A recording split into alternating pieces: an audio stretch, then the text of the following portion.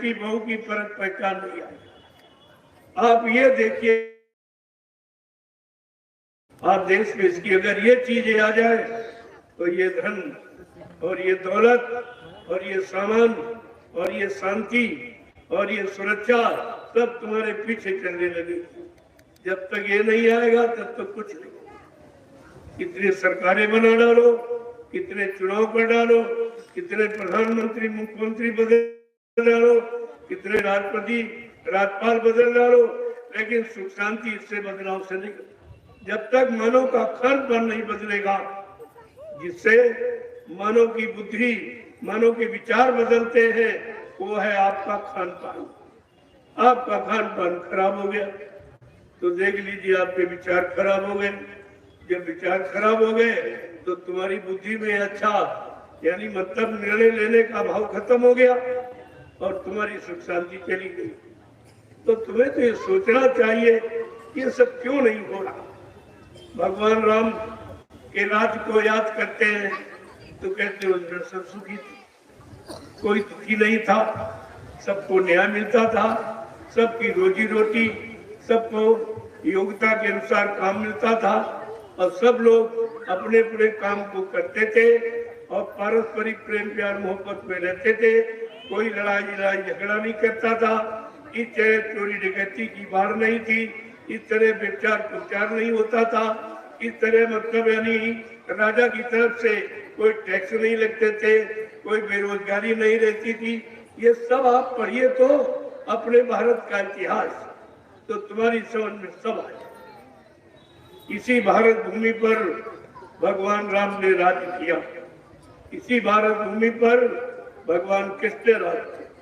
ये भगवान ने राजनीति की है, उनकी राजनीति में कोई दुखी नहीं। सब मिलकर परस्पर प्रीति, चले स्वधर्म वेद श्रुति नीति। सब लोग प्रेम प्यार मोहब्बत से रहते थे और धार्मिकता सम्य थी और धार्मिक विचार थे और धार्मिक कर्म थे। इसे मानव में सच्ची सुख शांति थी। आज ये सब समाप्त हो। मैं सबके लिए कह रहा हूँ, कोई कर्मचारी अधिकारी हो, कोई व्यापारी दुकानदार हो, कोई विद्यार्थी, कोई शिक्षक हो, मैं सबके लिए कह रहा हूँ और सबको सुख शांति की जरूरत है। लेकिन सुख शांति आपको मिल क्यों नहीं? अगर धन में थी सुख शांति तो धन तो सबके पास है, जमीन सबके पास है, दुकान मकान सबके पास, नौकरी व्यापार सभी करते हो, लेकिन सुख शांति क्यों नहीं मिलती? इस पर तो आपको विचार करना ही हो। सुबह से शाम तक आप मेहनत करते हो, परिश्रम करते हो। जितने हमारे नौकरी करने वाले हैं वो नौकरी से सुख शांति पाना चाहते, व्यापारी दुकानदार व्यापार दुकानदार से सुख शांति पाना चाहते और कृषक खेती करने वाले खेती से सुख शांति प्राप्त करना चाहते, फिर इनको मिलती क्यों नहीं? इस पर विचार करना चाहिए। ये सुख सब करते हुए फिर सुख शांति कहाँ चली गई? इसका मतलब सुख शांति ये जड़ चीजों में, जड़ पदार्थों में नहीं है। सुख शांति है चेतन। चेतन क्या है? हमारा समाज, हमारा परिवार, हमारे देश में रहने वाली ये जनसंख्या, ये चेतन है। अब चेतन अगर दुख में चली जाएगी तो जड़ का मतलब क्या? जड़ तो इसी चेतन के प्रयोग के लिए, इसके काम के लिए है। आज जड़ भी है और चेतन भी है, लेकिन चेतन आज दुखी क्यों? ये सुख शांति क्यों नहीं इसको मिल रहा? महापुरुषों ने आपको याद कराते हुए एक संदेश दिया है। अगर इस संदेश को लोगों ने सुना होता तो इनको सुख शांति जरूर मिले। उन्होंने क्या कहा समझाने के लिए? कहीं शांति ढूंढे नहीं मिल रही है, कहीं शांति ढूंढे नहीं मिल रही है, कहीं शांति ढूंढे नहीं मिल रही है, कहीं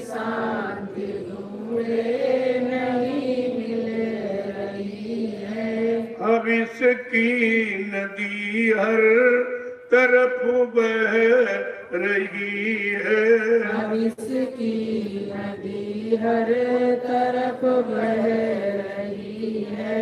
न राजा को शांति न रैयत को शांति, न राजा को शांति न रैयत को शांति, ये शासन व्यवस्था कहाँ जा रही है, ये शासन व्यवस्था कहाँ जा रही है। कहीं शांति ढूंढे नहीं मिल रही है, कहीं शांति ढूंढे नहीं मिल रही है। भविष्य की नदी हर तरफ बह रही है, भविष्य की नदी हर तरफ बह रही है। चाहे राष्ट्र का काम या धर्म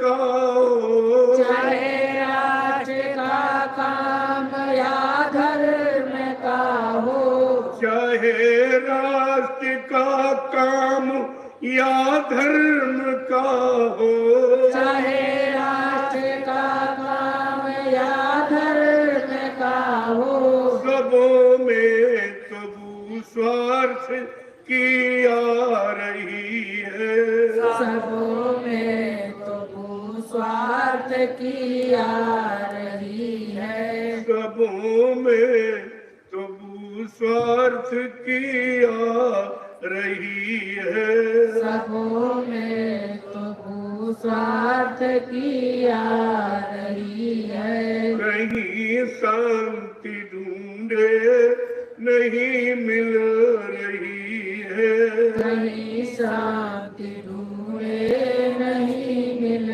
रही है। प्रेमियों की व्यवस्था अव्यवस्था में परिवर्तित होती चली जा रही है, नीति अनीति में बदलती चली जा रही है और सच्चाई झूठ में परिवर्तित होती चली जा रही है। रक्षा सुरक्षा मारकाट हिंसा में परिवर्तित होती चली जा रही है। इस पर सबको विचार करना चाहिए। सब लोग भारत देश के नागरिक हो, नागरिक के हैसियत से सबको विचार करने का पूर्ण अधिकार है। जब तक आप इस पर विचार नहीं करोगे, देश में सुख शांति, समाज में सुख शांति, परिवारों में सुख शांति कोई नहीं ला सकता। जोर लगा ले अहले जमाने, तू कब तक जोर लगाएगा? जग में जय गुरुदेव का झंडा लहर लहर लहराएगा। इस बात को आप मद्देनजर रखिए, इसको नोट कर लीजिए। आगे ऐसा समय आ रहा है कि जितने झंडे आपको दिखाई दे रहे हैं, काले नीले पीले हरे लाल झंडे, ये सब अपने अपने झंडों को फेंक कर एक दिन जय गुरुदेव प्रभु नाम के झंडे के नीचे सबको आना ही पड़ेगा। ये कोई झंडा तुम्हारा नहीं है। सबने अपनी पहचान के लिए झंडे, अपनी पार्टी के झंडे, अपनी कुर्सी पाने के झंडे, लाभ पाने के झंडे सबने लगाए, लेकिन भारत देश की जनता का कोई झंडा नहीं, भारत की जनता का कोई संगठन नहीं। और लिखा है कलयुगे संघे शक्ति, कलयुग में संघ संगठन ही शक्ति। जब तक ये संगठन नहीं होगा तब तक बाबा जय गुरुदेव जी महाराज ने यही काम किया, लेकिन आपने उनको जाना माना पहचाना कि महात्मा सबके लिए आते हैं। महात्मा एक जाति मजहब धर्म के लिए नहीं आते, व्यक्ति विशेष के लिए नहीं आते हैं, वो सबके लिए। परमार्थ के कारण साधुन धरा शरीर, परमार्थ समाज देश मानव हित धर्म हित के लिए महात्मा आते हैं और सबके हित के लिए काम करते हैं। उनका अपना कोई काम नहीं। जब उन्होंने प्रभु की प्राप्ति कर ली, तब समाज की रक्षा और समाज की भलाई और सबको सुख शांति देने का उपाय बताती, लेकिन आप अपनी इस मानव दृष्टि से देखते रहते हो। ये दृष्टि संसार समाज को देखने की है, लेकिन महात्माओं की पहचान इन आंखों से नहीं होती। उसके लिए आपको परमात्मा ने आपकी जीवात्मा रू में एक आंख दी, जिसे दिव्य आंख कहते, तीसरी आंख थर्ड आई कहते, वो सबको दी है। भगवान खुदा ने कोई भेद मतभेद नहीं रखा। उसने अपनी पहचान के लिए आपकी जीवात्मा रू में एक आंख दी है, एक कान दिया है और एक नाक, ये तीनों चीजें। और इसी यही शरीर में 2 आंख है, 2 कान, 2 नाक के सुराग, लेकिन जीवात्मा में जहाँ 2 है वहाँ झगड़ा है, वहाँ लड़ाई है, वहाँ द्वंद्व है, लेकिन एक में कोई झगड़ा, एक में एकता है, मानवता है, चरित्रता है, पवित्रता है, ये एक। और 2 में दुविधा है। इसीलिए जो काल ने रचना की है शरीर की, उसने दुविधापूर्ण रचना, ये अच्छा भी देखो बुरा भी, इसलिए 2 आंख दी, 2 कान दिए, अच्छा भी सुनो बुरा भी। जब अच्छा बुरा सुनोगे, अच्छा बुरा देखोगे, 2 पैर दिए, अच्छी जगह बुरी जगह जाओगे, 2 हाथ दिए, अच्छा बुरा करोगे, उसका परिणाम इसी मृत्यु लोक में आपको भोगना है। वो कर्मानुसार, जब जैसे आप कर्म करोगे, उसने कर्म की सजा के लिए 4 खान 84 लाख ये जिस्म शरीर योनियां बनाई। इसी में बार बार आप जन्म लेते रहोगे, मरते रहोगे, जन्म लेते रहोगे, मरते रहोगे। ये जन्म मरण से छुटकारा आपका कोई नहीं दिखा, न नेता नहीं दिखा सकता, प्रधानमंत्री, मुख्यमंत्री जन्म मरण से छुटकारा नहीं दिला सकता, परमात्मा की प्राप्ति नहीं करा सकता, जीवात्मा को नहीं जगा सकता। ये काम महात्माओं का है, ये महात्माओं का काम। और आप सुख शांति उम्मीद उनसे करते हो जिनको खुद सुख शांति की आवश्यकता है। आवश्यकता की पूर्ति के लिए कितने टैक्स लगाते, कितनी महंगाई बढ़ाते, कितने को बेरोजगार कर देते, तरह तरह की यानी नीति प्रयोग करते जिससे उनको सुख शांति मिले।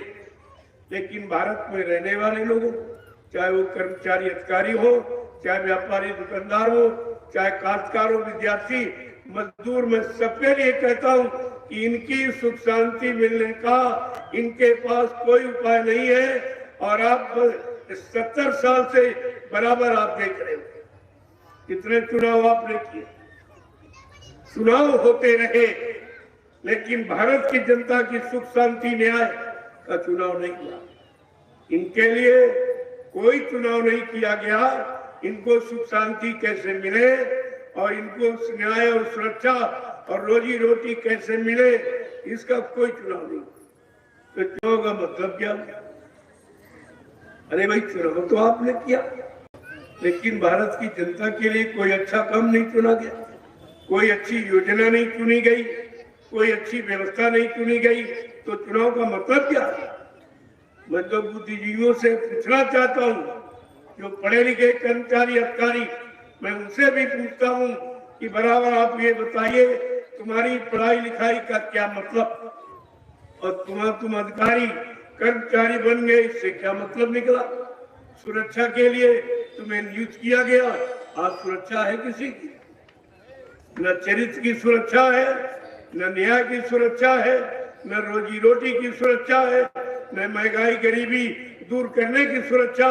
तो सुरक्षा का मतलब क्या है? किसी ने नहीं बताया आज तक आपको निर्णय किसी ने दिया नहीं है। ये सुन लीजिए, आज जो मैं कह रहा हूं इसको नोट कर लीजिए। आगे आने वाले समय में ये कितने लोग बैठे हैं ये शरीर छोड़ के चले जाए। बहुत से लोग, इनको बेचारों को ये दोबारा सत्संग नहीं मिलेगा, इनका समय पूरा हो रहा है, ये शरीर छोड़ के चले जाएंगे। तो आज आप सुन लीजिए, आपके लिए अच्छा रहेगा। और कोई आज तक आपके पास आया नहीं होगा ये कहने के लिए तुम्हारे प्रति हमदर्दी लेकर यहाँ कोई नहीं आया होगा और न कोई आएगा, क्योंकि उनको केवल अपनी हमदर्दी, अपनी सुख शांति, अपने अधिकार, अपनी कुर्सी की चिंता है, लेकिन भारत देश में रहने वाले लोगों की कोई चिंता नहीं। ये महात्माओं का काम, उनको चिंता सब।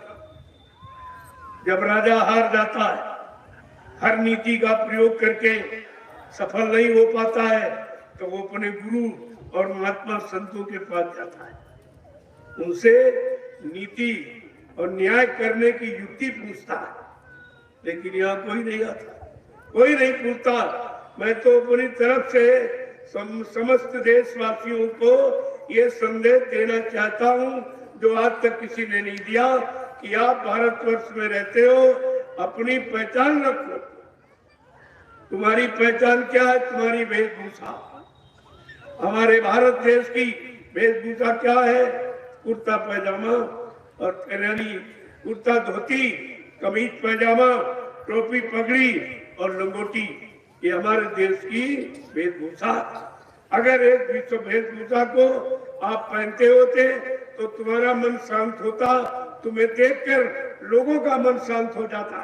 ये ऐसी भारतीय पोशाक जो ऋषि मुनि महात्माओं के द्वारा नियुक्त की गई, आपने बड़ी पोशाक छोड़ दी, अपनी वेशभूषा छोड़ दी। अब तुमको कोई भारतीय कहेगा? किसी दिव्य देश में चले जाओ, उनके वेशभूषा अलग हो, अब तुम सबकी नकल करते हो। तुम तो नकलची हो। नकलची कभी सुखी नहीं होता, कभी संपन्न नहीं होता, कभी शांत नहीं होता, हमेशा दुखी रहता। और आप वही काम करो। ये पैंट पतलून तुम्हारी पोशाक नहीं। हमारी प्रार्थना है कि अंग्रेज चले गए, उनको भगाने में कितने लोगों ने कुर्बानी दी, इतनी माताएं निपुती हो गई, इतने बहनों का सुहाग लुट गया, तब ये यानी आजादी आपको मिली थी। लेकिन आजादी आज बर्बादी के कगार पर खड़ी, रो रही, चिल्ला रही, आंसू बहा रही, कोई पूछने वाला, कोई सुनने वाला नहीं है। क्या इसकी जरूरत नहीं है? आजादी ऐसे नहीं मिली थी, और आज आजादी बर्बादी के कगार पर खड़ी है। अब इसके लिए कौन खड़ा होगा? इसको पुनः सच्ची आजादी में ये देश को परिवर्तित कौन करेगा? नेताओं से आपने तो हार मान ली, और नेता करके हार गए, नहीं कर पाए तो हार ही गए। सुरक्षा नहीं दे पाया, हार गए। महंगाई नहीं घटा पाया, हार गए। टैक्स नहीं रोक पाए, हार गए। ये तो हार चुके, और हारे जो हारे हैं उनसे आप उम्मीद करते कुछ मिल जाएगा। क्या मिला? 70 साल का जीवन एक है, 70 साल हो गई। एक जीवन है मानव का। कलयुग में इतने साल तो आदमी जिंदा रहता। एक उम्र निकल गई, तब कुछ नहीं कर पाए, अब क्या कर पाए? तब बनी व्यवस्था थी, उसको बरकरार नहीं रख पाए, अब तो ध्वस्त हो चुकी। इसको नए सिरे से यानी कौन बनाएगा, कौन नई व्यवस्था खड़ा करेगा, कौन सच्चाई ईमानदारी लाके दिखाएगा, ये आपको सोचना पड़ेगा। मैं तो एक संकेत लेके आया हूँ, संदेश लेके आया हूँ आप सबके लिए, जिसके बदले मैं आपसे कुछ लेने नहीं।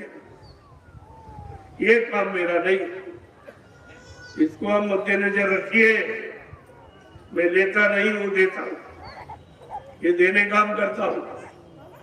जब मैंने देखा एक बीमारी आपको ग्रसित की गई, कौन सी? कोरोना नाम, जो कोई नहीं जानता था। बाबा जय गुरुदेव जी महाराज ने 6 नवंबर 1986 को ये घोषणा की थी कि अगर तुम अपने सच्चे भारतीय खान पान में नहीं आए, जो तुम्हारा सच्चा खान पान कुदरत की तरफ से नियुक्त है, सीजनल अनाज, सीजनल दालें, सीजनल सब्जियां, फल फूल मेवे, दूध मक्खन मलाई घी, ये है आपका भारतीय खान पान, जो कुदरत ने भारत में रहने वाले लोगों के लिए नियुक्ति की थी। और आपने छोड़ दिया, गंदगी खाने लगे। ऐसा है देश जो कुदरत की गोद में पल रहा, प्रकृति की गोद में पल रहा है। ऐसा ये भारत देश इस भारत देश के लिए स्पेशल भोजन बनाया गया था कि भारत देश कर्मी धर्मी देश है, भारत में मानवता इंसानियत है, भारत में पतिव्रत धर्म है, एक नारी सदा ब्रह्मचारी और एक पति सती, ये यहाँ की योजना है। लेकिन व्यवस्था सब खत्म कर दी। तुम्हारे परेशानी, दुख, तकलीफ, बीमारी, महामारी, लड़ाई झगड़ा, दैवी प्रकोप, दुर्घटनाएं, काल, मौत आने का यही कारण है कि आपने अपना काम बंद, जो तुम्हारा नहीं था वो तुमने काम किया, जो तुम्हारा खानो पान नहीं था वो आपने गंदा खान पान अपनाया, जिससे जो तुम्हारा कर्म नहीं था वो कर्म आपने करने लगे, लिहाजा प्रगत की तरफ से सब सजा पाने के अधिकारी बने। और अभी क्या, बाबा जी ने 6 नवंबर 1986 कहा था, बच्चा अगर तुम शाकाहारी न हो, मेरी बात अगर आपने न मानी तो कुदरत है नाराज खड़ी, आगे मुसीबत पड़ी। ये कुदरत नाराज हो गई, आपने नाराज किया, मार काट, हिंसा, चोरी, कत्लेआम, व्यभिचार, कुत्यार, झूठ, छल, कपट, बेईमानी, ये कर्म करके आपने कुदरत को नाराज कर दिया। अब कुदरत नाराज हो गई, जिसके कारण ये बड़ी बड़ी जानलेवा बीमारी, अभी तो एक कोरोना नाम की आई थी, ये कुदरत ने अपना परिचय दिया था कि अगर आप लोग शाकाहारी ना हो पाए, सच्चे ईमानदार चरित्रवान न बन पाए, तो ऐसी जानलेवा बीमारी जिससे गांव के गांव, शहर के शहर, मुल्क के मुल्क साफ हो जाएंगे। इतने मकान खाली पड़े रहेंगे, कोई रहने वाला दिखाई नहीं देगा। आज आप एक एक इंच जमीन पर झगड़ा करते हो क्योंकि आपको अपना भविष्य नहीं मालूम कि आगे क्या होने वाला। भविष्य तो महात्माओं की जानकारी, जिनका जो त्रिकालदर्शी, जो समदर्शी, जो दूरदर्शी है, उनके पास जानकारी है कि आगे क्या होने वाला है, कैसी बीमारियां आने वाली, जिससे सारा जन समुदाय ये समाप्त हो जाएगी। लेकिन महात्मा तो बचाने के लिए आती, साधु से होए न कारज हानि, साधु संग महात्माओं से कभी किसी की हानि नहीं हो सकती, क्योंकि सर्वभूत हिते रता, जो सारे जीवों के हित में रत है, सबका कल्याण और लाभ चाहता है, सगुण शांति चाहता है, वो किसी को परेशान करने की योजना भूमिका नहीं बनाता है, अपने स्वार्थ, लोभ, लालच की कोई बात नहीं करता है, वो जीवों के हित के लिए आया। तो आपको तो सोचना चाहिए। तो बाबा जी ने कहा था, अगर आप लोग शाकाहारी न हुए, सच्चे ईमानदार चरित्रवान न बन पाए, तो भारत देश है, कुदरत नाराज हो गई है और ऐसी बीमारी आंख के सामने लाके खड़ी कर दी जिसका तुम्हारे पास कोई इलाज नहीं, कोई इलाज नहीं है। कोई डॉक्टर, वैद्य, हकीम कोई ये मर्ज को नहीं जान सकता कि कोरोना नाम की मर्ज नहीं है, ये तो कुदरत की नाराजगी। बाबा जी ने कहा था, यानी ऐसी बीमारी आ रही जिसका नाम है कोरोना। कोरोना क्या न करो तो बीमारी नहीं आएगी, अगर करना बंद नहीं करोगे तो जरूर आ जाएगी। कहा था, तुम अंडा मत खाना, अंडा मुर्गी का मासिक धर्म है, ये गंदगी है। जब आपकी धर्म पत्नी मासिक धर्म में होती है तो आप उसको न छूते हो, न उसके हाथ का भोजन करते हो, कहते हो ये भयानक बीमारी आ सकती, इस समय से कीटाणु होते हैं। और ये सबको मुर्गी का मासिक धर्म खिलाया जा रहा और सब बड़े शौक से खा रहे हैं। डॉक्टर कह रहा ये फ्रूट है, ये फल है। हमने कहा भाई किस पेड़ में लगता है या जमीन से खोद के निकाला जाता है? जब इनको नहीं मालूम है, ये पढ़े लिखे, ये स्वास्थ्य के यानी मतलब जानकार बताए जाते, जब स्वास्थ्य के बारे में इनको नहीं मालूम, ये कितनी बड़ी हानि करेगा। ये मासिक धर्म की गंदगी जब खाएगा तो उसका मन विकृत हो, वो भोगी होगा, वो रोगी होगा, ये रोग उसी से पैदा होंगे। तो धीरे धीरे अब ये रोगों की संख्या बढ़ गई। कितनी बीमारियां तरह तरह। बाबा जी ने पहले ही कहा, आप लोग महात्माओं की हंसी मजाक समझते हो, वो सबके हित की बात करते हैं, उनकी बात आप मानते नहीं। उन्होंने पहले कहा था नई नई बीमारियां होंगी, एक की दवा 100 में न मिलेगी। ऐसा समय आ जाएगा, अगर इंसान सपरिवार शाकाहारी नहीं होगा तो परिवारों में ऐसी जानलेवा बीमारी जिसका कोई इलाज नहीं, डॉक्टर मर्ज नहीं समझ पाएगा और इंसान खत्म हो जाएगा। आज बिल्कुल कितनी भीड़ मची है, सारे हॉस्पिटल अस्पताल भरे पड़े, जहां चले जाओ वहां आप यही। तो आखिरकार कुछ तो समझना चाहिए। पहले तो जिम्मेदार लोगों को समझना चाहिए, जो रात चलाने वाले और जो समाज को सुख शांति देने वाले कर्मचारी अधिकारी, इनको समझना चाहिए। जो भारत देश में रहने वाले हैं, इंसानों को समझना चाहिए। मैं तो सबके हित में कह रहा हूँ, सबके भले की बात कह रहा हूँ, सबके लाभ की बात कह रहा हूँ, जो आज तक आपको किसी ने नहीं बताया। ये बात कोई नहीं बताएगा और मैं आपको बिना लेन देन के बता दूं, हमको कुछ नहीं, ये काम मैं करने नहीं आया हूं। मैं 10 वर्ष से लगातार भारत में घूम घूम कर यही संदेश देता हूं कि अब भी आप लोग धर्म कर्म पर आ जाओ, मानवता इंसानियत में आ जाओ, प्रेम प्यार मोहब्बत सेवा दया सदाचार, परमात्मा की यादगार, खुदा की सच्ची इबादत करने में लग जाओ और ये सब समाज और परिवार सब खुशहाल हो जाए। अगर खुशहाली चाहते हो तो, नहीं तो तुम जानो, तुम्हारा काम जानो, लेकिन आप ये नहीं कहोगे कि हमारे लिए कोई आया, और आज तक ये संदेश लेके कोई नहीं आया। अगर नेता आया होगा तो चंदा नोट वोट की भीख मांगने आया होगा। अगर कोई दाढ़ी बार रख के लाल पीले कपड़े पहनकर कोई महात्मा बन के आया होगा तो दान दक्षिणा धोती रोटी लंगोटी मांगने आया होगा, लेकिन मैं ये काम करने नहीं आया। मेरा काम बिल्कुल अलग। संपूर्ण देश में रहने वाले, चाहे हिंदू मुसलमान सिख ईसाई कौम कौमियत किसी जाति, हमारा जाति का भेदभाव नहीं है। हम तो केवल परमात्मा खुदा ने एक इंसानी शक्ल बनाई, उस इंसानी शक्ल को तुम चाहे मतलब यानी हिंदू कह लो, चाहे मुसलमान कह लो, चाहे सिख ईसाई कह लो, चाहे ब्राह्मण क्षत्रिय वैश्य हरिजन कह लो, ये तो तुम्हारी मानसिकता।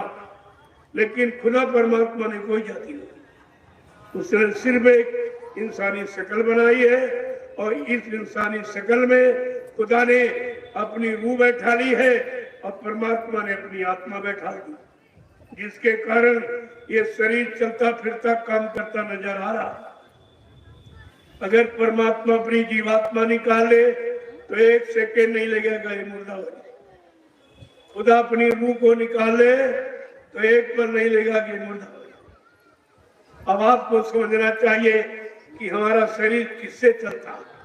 आज समझते थे रोटी सब्जी चावल दाल से चलता, घी दूध से चलता, नहीं, वो खुदा की रूह के परमात्मा जीवात्मा के द्वारा चलता। चेतन तो जड़ है, जड़ को चेतन चला रहा, वो चेतन है परमात्मा की जीवात्मा। इसके बारे में किसी महात्मा ने बताया आज तक आपको? जीवात्मा के बारे में कोई चर्चा नहीं, किसी को जानकारी ही नहीं कि जीवात्मा कहाँ की रहने वाली और कैसे यहाँ आई और किसने फंसा लिया, अब कैसे जाएगी, कौन निकाल के ले जाएगा, कौन परमात्मा खुदा का सच्चा दर्शन दीदार कराएगा। जरूरत इसकी, और इसकी जरूरत आपको पता ही नहीं। एक तो आप जानते नहीं हो, कोई सच्ची अच्छी बात बताए तो मानते नहीं, फिर आपका काम देखे। आपका ये काम कैसे होगा? अपने काम पर आपको विचार करना चाहिए। तुम तो आज तक दूसरे के काम में लगे हो, दूसरे का झंडा पकड़कर जिंदाबाद मुर्दाबाद चिल्लाते हो। तुम्हारा उससे कौन सा भला हुआ, कौन सा तुम्हारा काम हुआ, कौन से तुमको नया सुरक्षा और रोजी रोटी मिली, कौन सी महंगाई खत्म हुई, कौन सी सुख शांति परिवार समाज में मिली? आपको इस पर विचार करना चाहिए। कब सोचोगे? जीवन का समय यूं ही निकला चला जा रहा, आप विचारोगे? परमात्मा खुदा ने सच्ची जानकारी के लिए आपको एक परीक्षण का यंत्र, जिसको बुद्धि कहते हैं, बुद्धि आपको दी है विचारने के लिए कि अच्छा क्या है, बुरा क्या है, पाप क्या है, पुण्य क्या है, शुभ क्या है, अशुभ क्या है, माँ बहन बेटी बहू क्या है, ये सब जानकारी के लिए परमात्मा खुदा ने आपको बुद्धि नाम का यंत्र परीक्षण के लिए दिया। क्या आप इससे कोई परीक्षण करते हो? या आज तक कोई परीक्षण आपने किया है? अपने हित का, परिवार के हितों का, समाज के हितों का, देश के हितों का कोई परीक्षण किया? ये बुद्धि परमात्मा ने दी, ये किसी इंसान की दी हुई नहीं है। और आप बुद्धि का दान हर 5 वर्ष में देते हैं, तो बुद्धि का दान कहाँ दिया? अरे इसी बुद्धि दान को मतदान कहते। ये मतदान बुद्धि दाने की बात है, और मतदान कन्यादान बराबर है।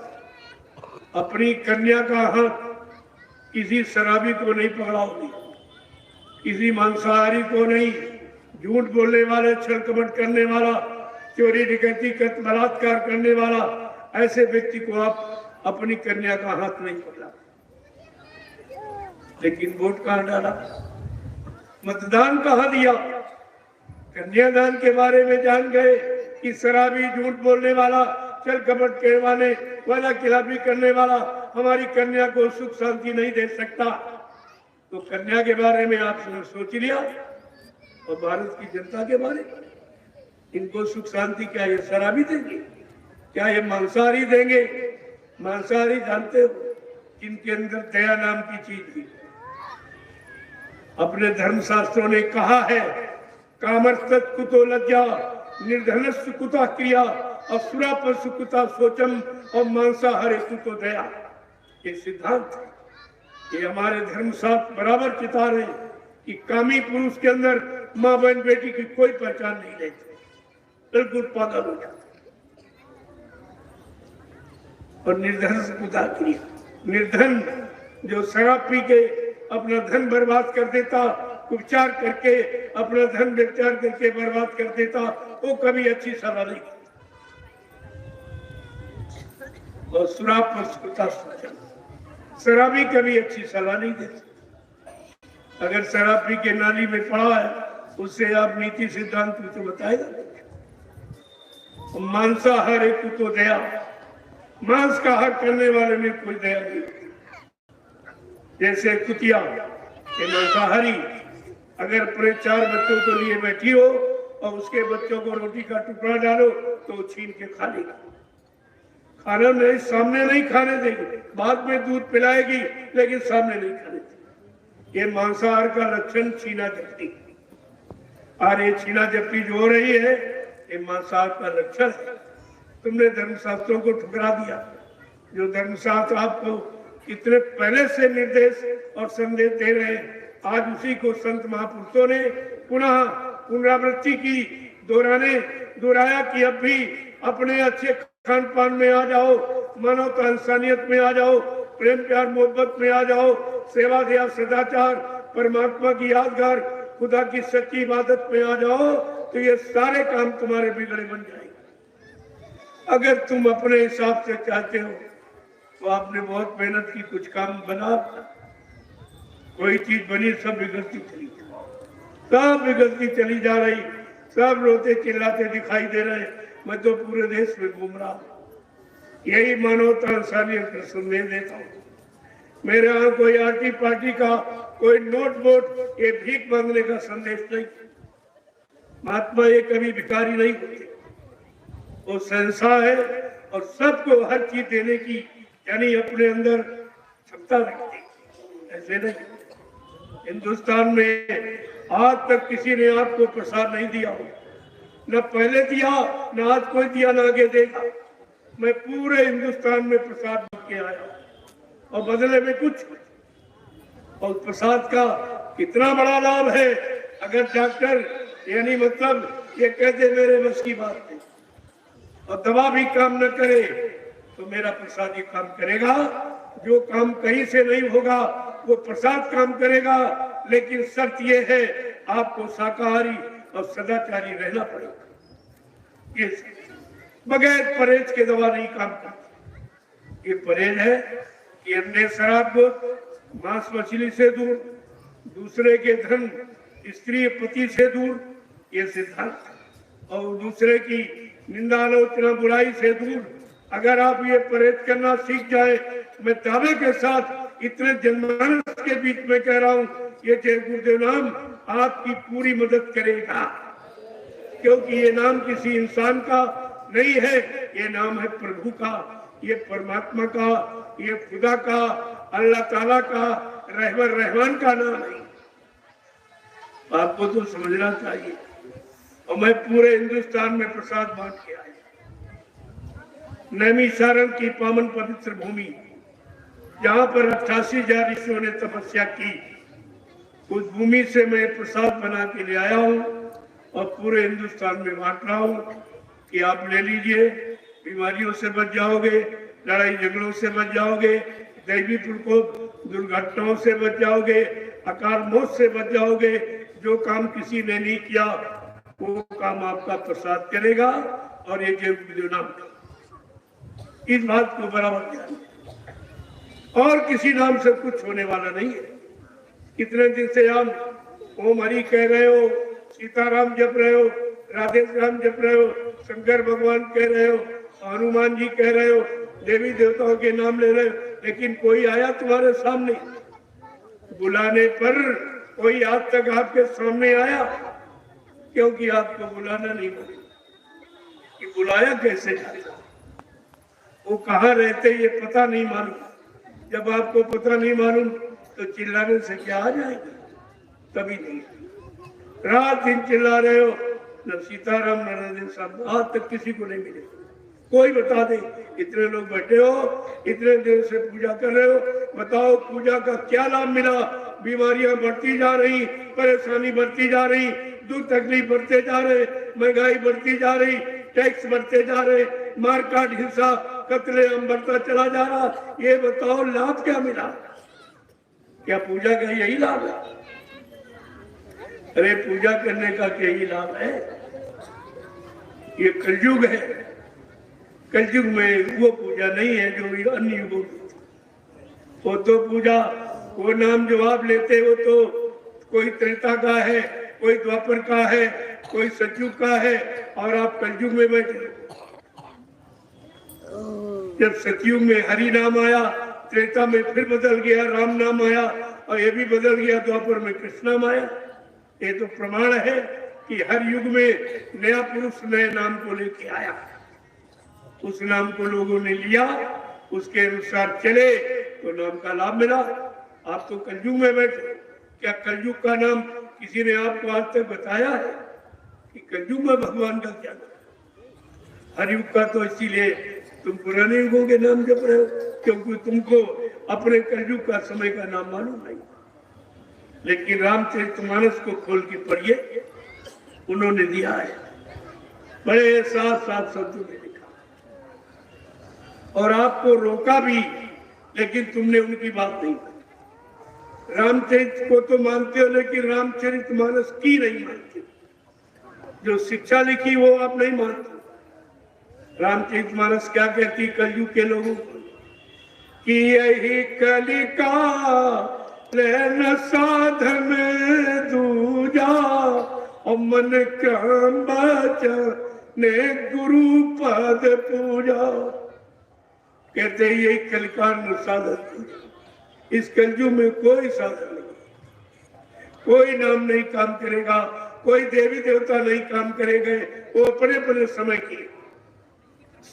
और क्या कहे कि कलयुग गए यज्ञ नहीं दाना, और एक आधार नाम गुण गाना।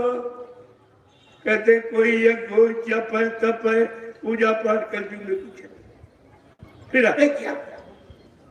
रामचरितमानस को पढ़िए, तुमको तुम्हारे समय की बात मिल जाएगी। तुमको तुम्हारे समय में जिस नाम से लाभ मिलेगा वो नाम मिल जाएगा। वो सब कुछ उन्होंने लिखा, एक ही आधार उन्होंने बताया है, न पूजा न पाठ न तीर्थ न व्रत न हवन जब तभी गंगा स्नान, ये कलयुग है। क्योंकि कलयुग का जीव गंदा, खान पान गंदा, उसके विचार गंदे, उसके कर्म गंदे, रहन सहन गंदा, और गंदगी में कोई पूजा स्वीकार नहीं होती। इसलिए संत गोस्वामी जी महाराज ने कलयुग के जीवों के लिए रामचरितमानस लिखी, और खासकर कलयुग के जीवों के लिए उत्तरकांड लिखा कि तुम्हारे सारे प्रश्नों का उत्तर है और तुम्हारी सारी समस्याओं का समाधान।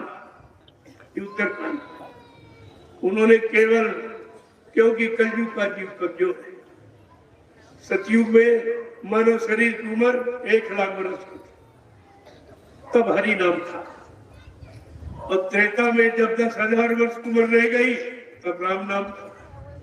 और जब द्वापर में 1,000 वर्ष की उम्र रह गई तब कृष्ण नाम आया। और कलयुग में तो 100 वर्ष की उम्र, फिर वो नाम तुम्हारे जैसे काम आएगा। तुम्हारा काम कैसे, तुम्हारे पास उतनी उम्र नहीं।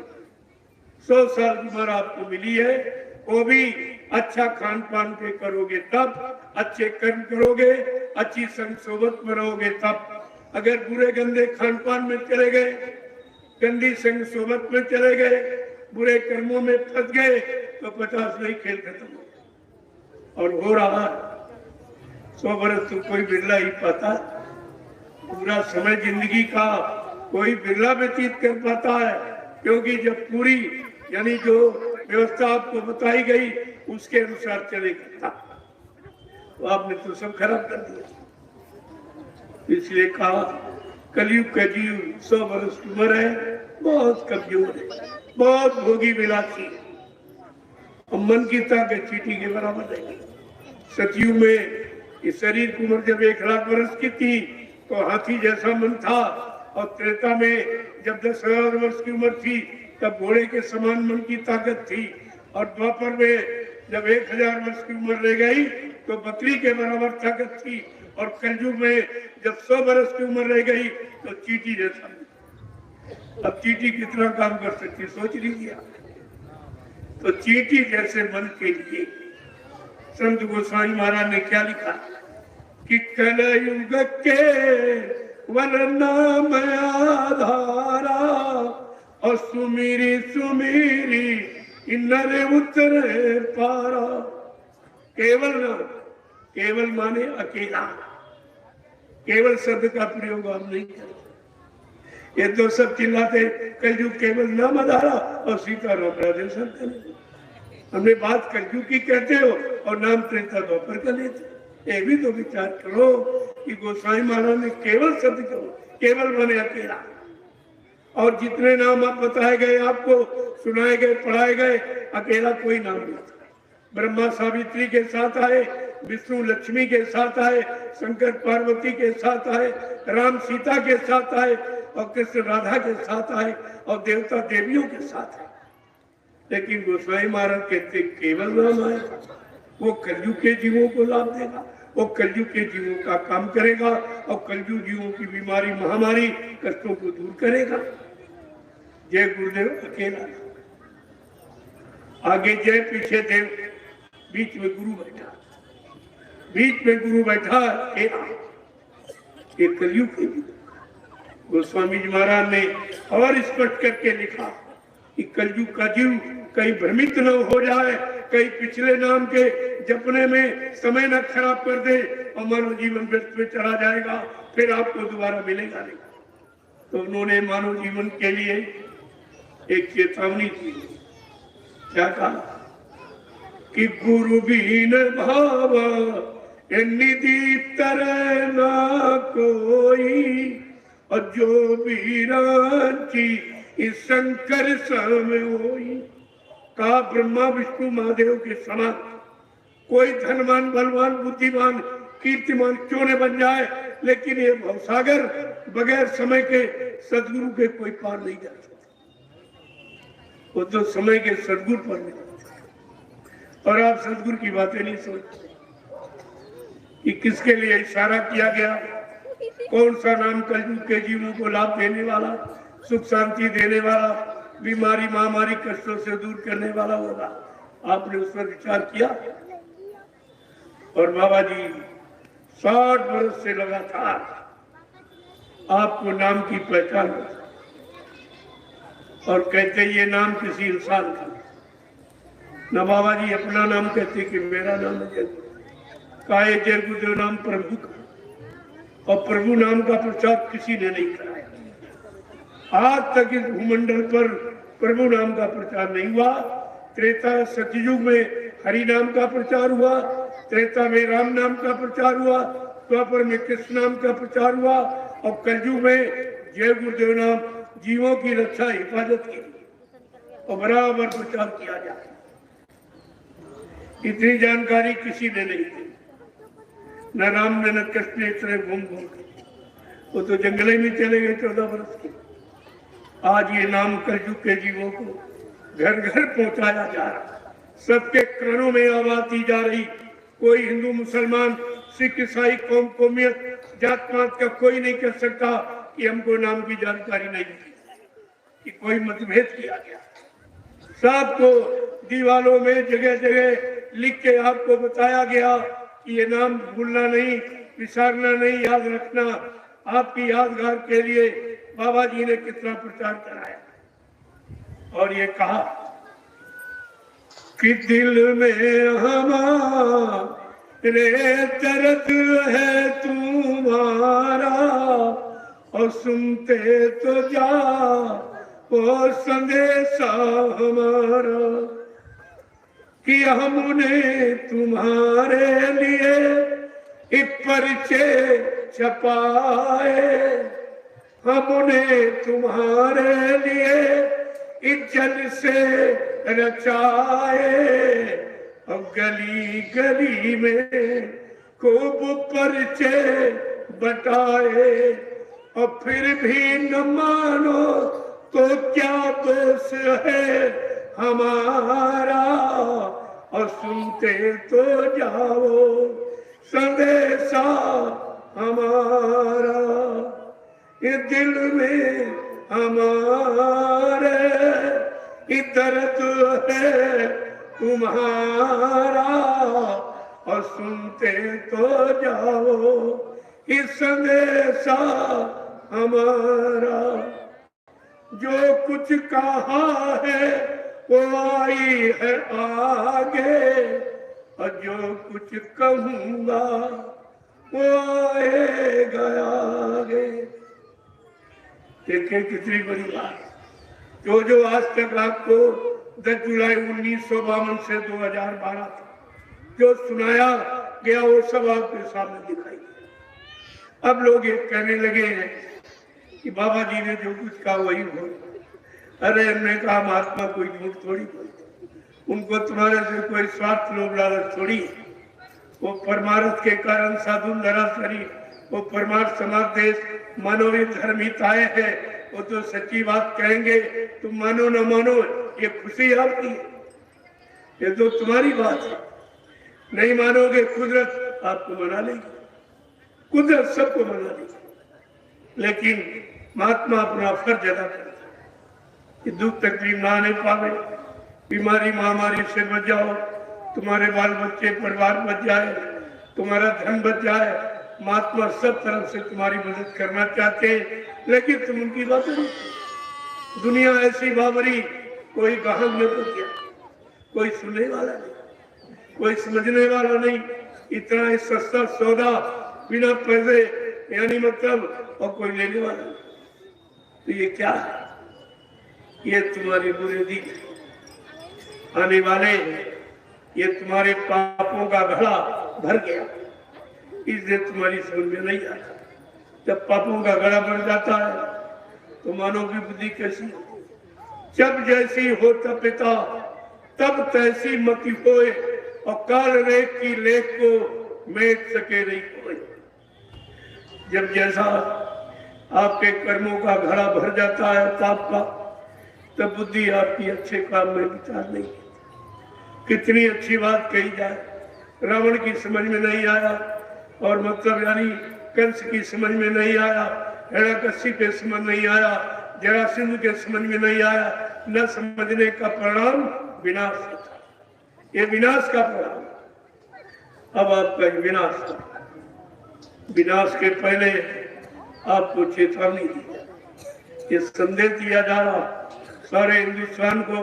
मैं 10 वर्षों से लगातार ये जानकारी दे रहा हूँ कि आगे का समय बहुत खराब। ये तो कुदरत ने एक संकेत किया था, कोरोना नाम, ये तो कुछ नहीं है।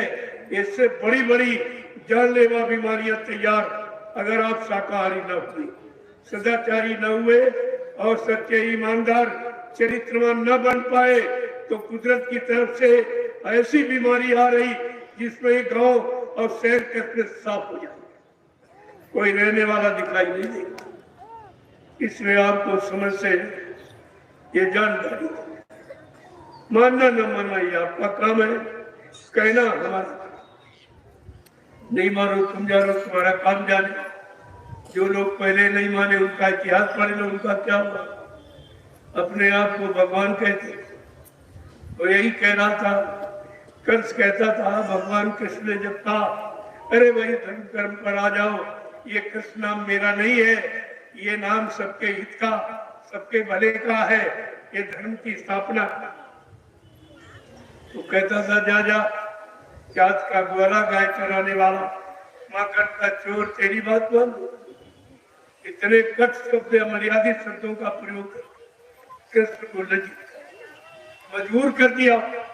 बेचारे जब मजबूर हो गए तब उनको 18 दिन का एक नाटक, एक लीला करने पड़ी, जिसको महाभारत कहते। 18 दिन ऐसा स्वाद। यदुवंशियों से कहा कृष्ण भगवान ने, रे भाई मैं तुम्हारी जात बिरादरी में आया हूँ, जात बिरादरी के नाते मेरी बात मान लो। यदुवंशी कहता जा जा, माखन का चोर है, गाय चराने वाला, तेरे पास क्या बुद्धि, क्या तेरे पास ताकत शक्ति, तेरी बात कौन मान ले। इस तरह उनका निरादर किया, अंत तो 56 करोड़ का सफाया। इस जाति ने जब कृष्ण भगवान की बात नहीं मानी, तो ये इंसानों की बात कहां। आज हमारे सामने यही जाति खड़ी है। अगर इसने अपना परिणाम न पढ़ा, द्वापर के इतिहास को न पढ़ा, तो एक बार फिर विनाश। ये विनाश से बचने वाला नहीं है, ये तो कुदरत का करिश्मा है जो आपके सामने होने वाला है। इससे बचाने और बचने के लिए आपको समय से जागरूक किया जाए। जान जाओ, चेत जाओ, होश में आप जाओ।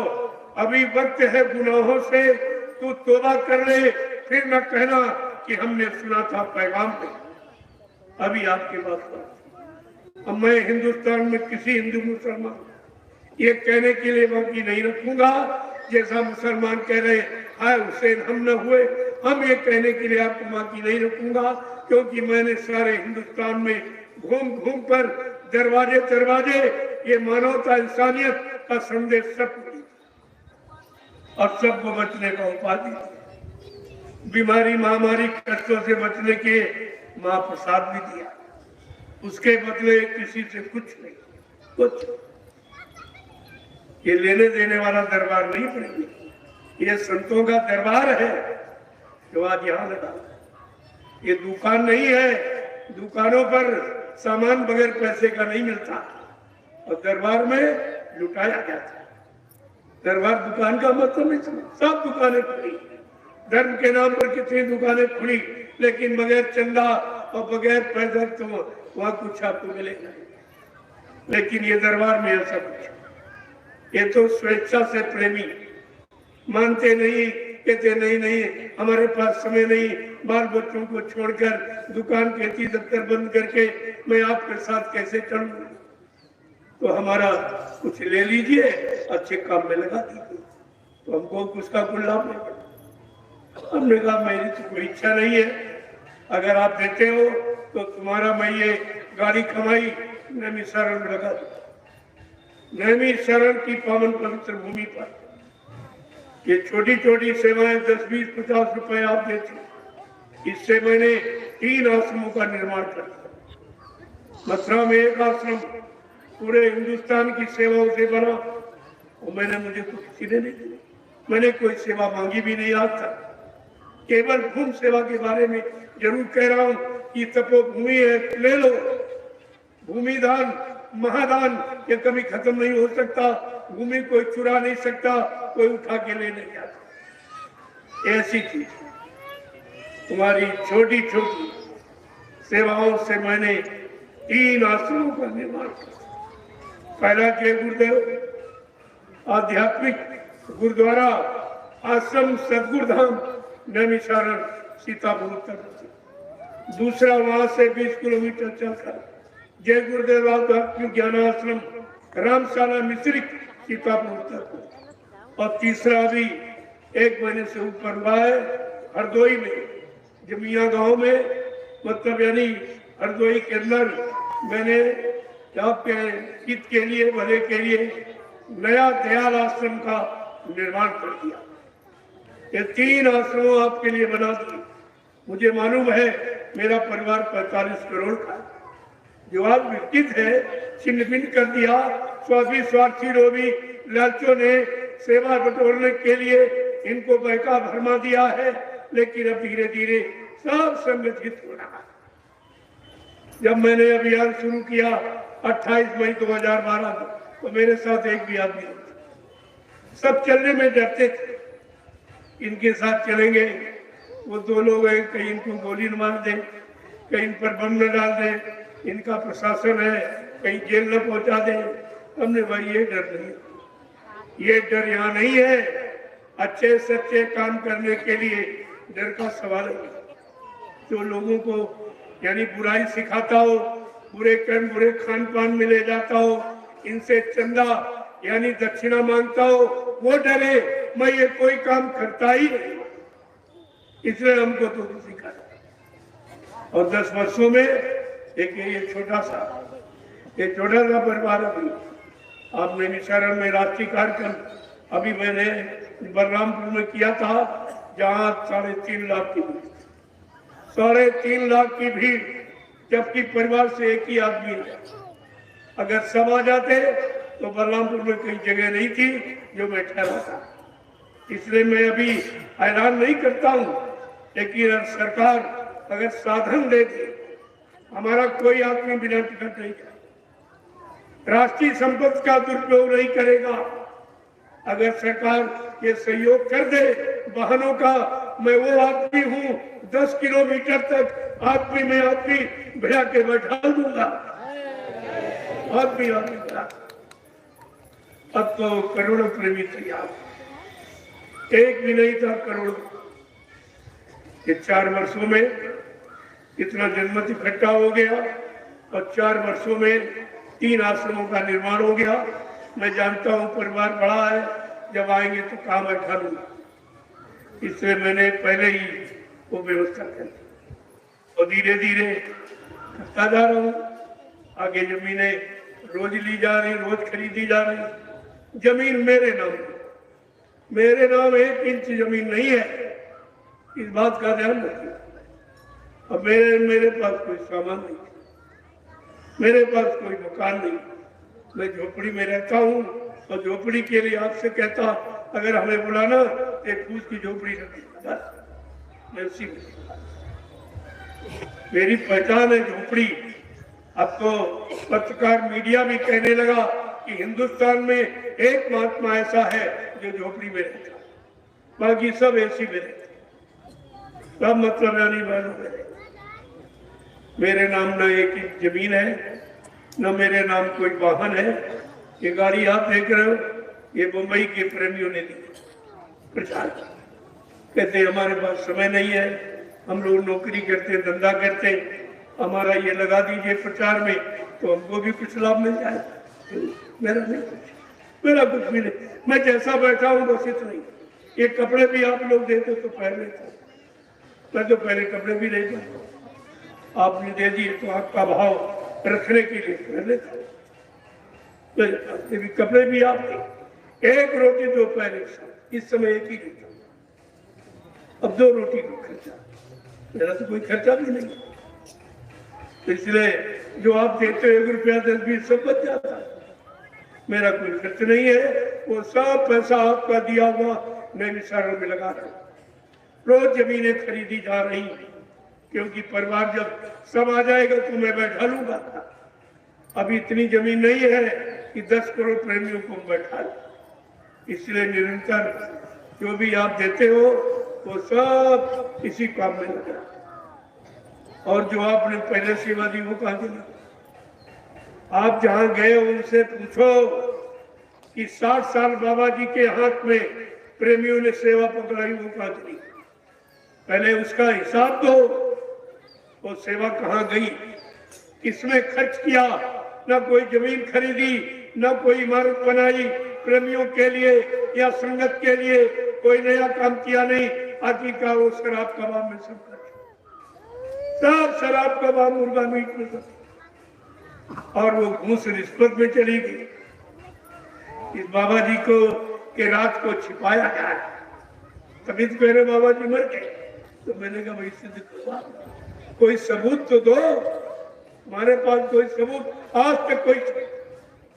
और 17 अक्टूबर 2017 को इलाहाबाद हाई कोर्ट ने ये फैसला दे दिया कि बाबा जी जीवित हैं, ये दोनों झूठ बोलते हैं। ये दोनों का राज खुल गया।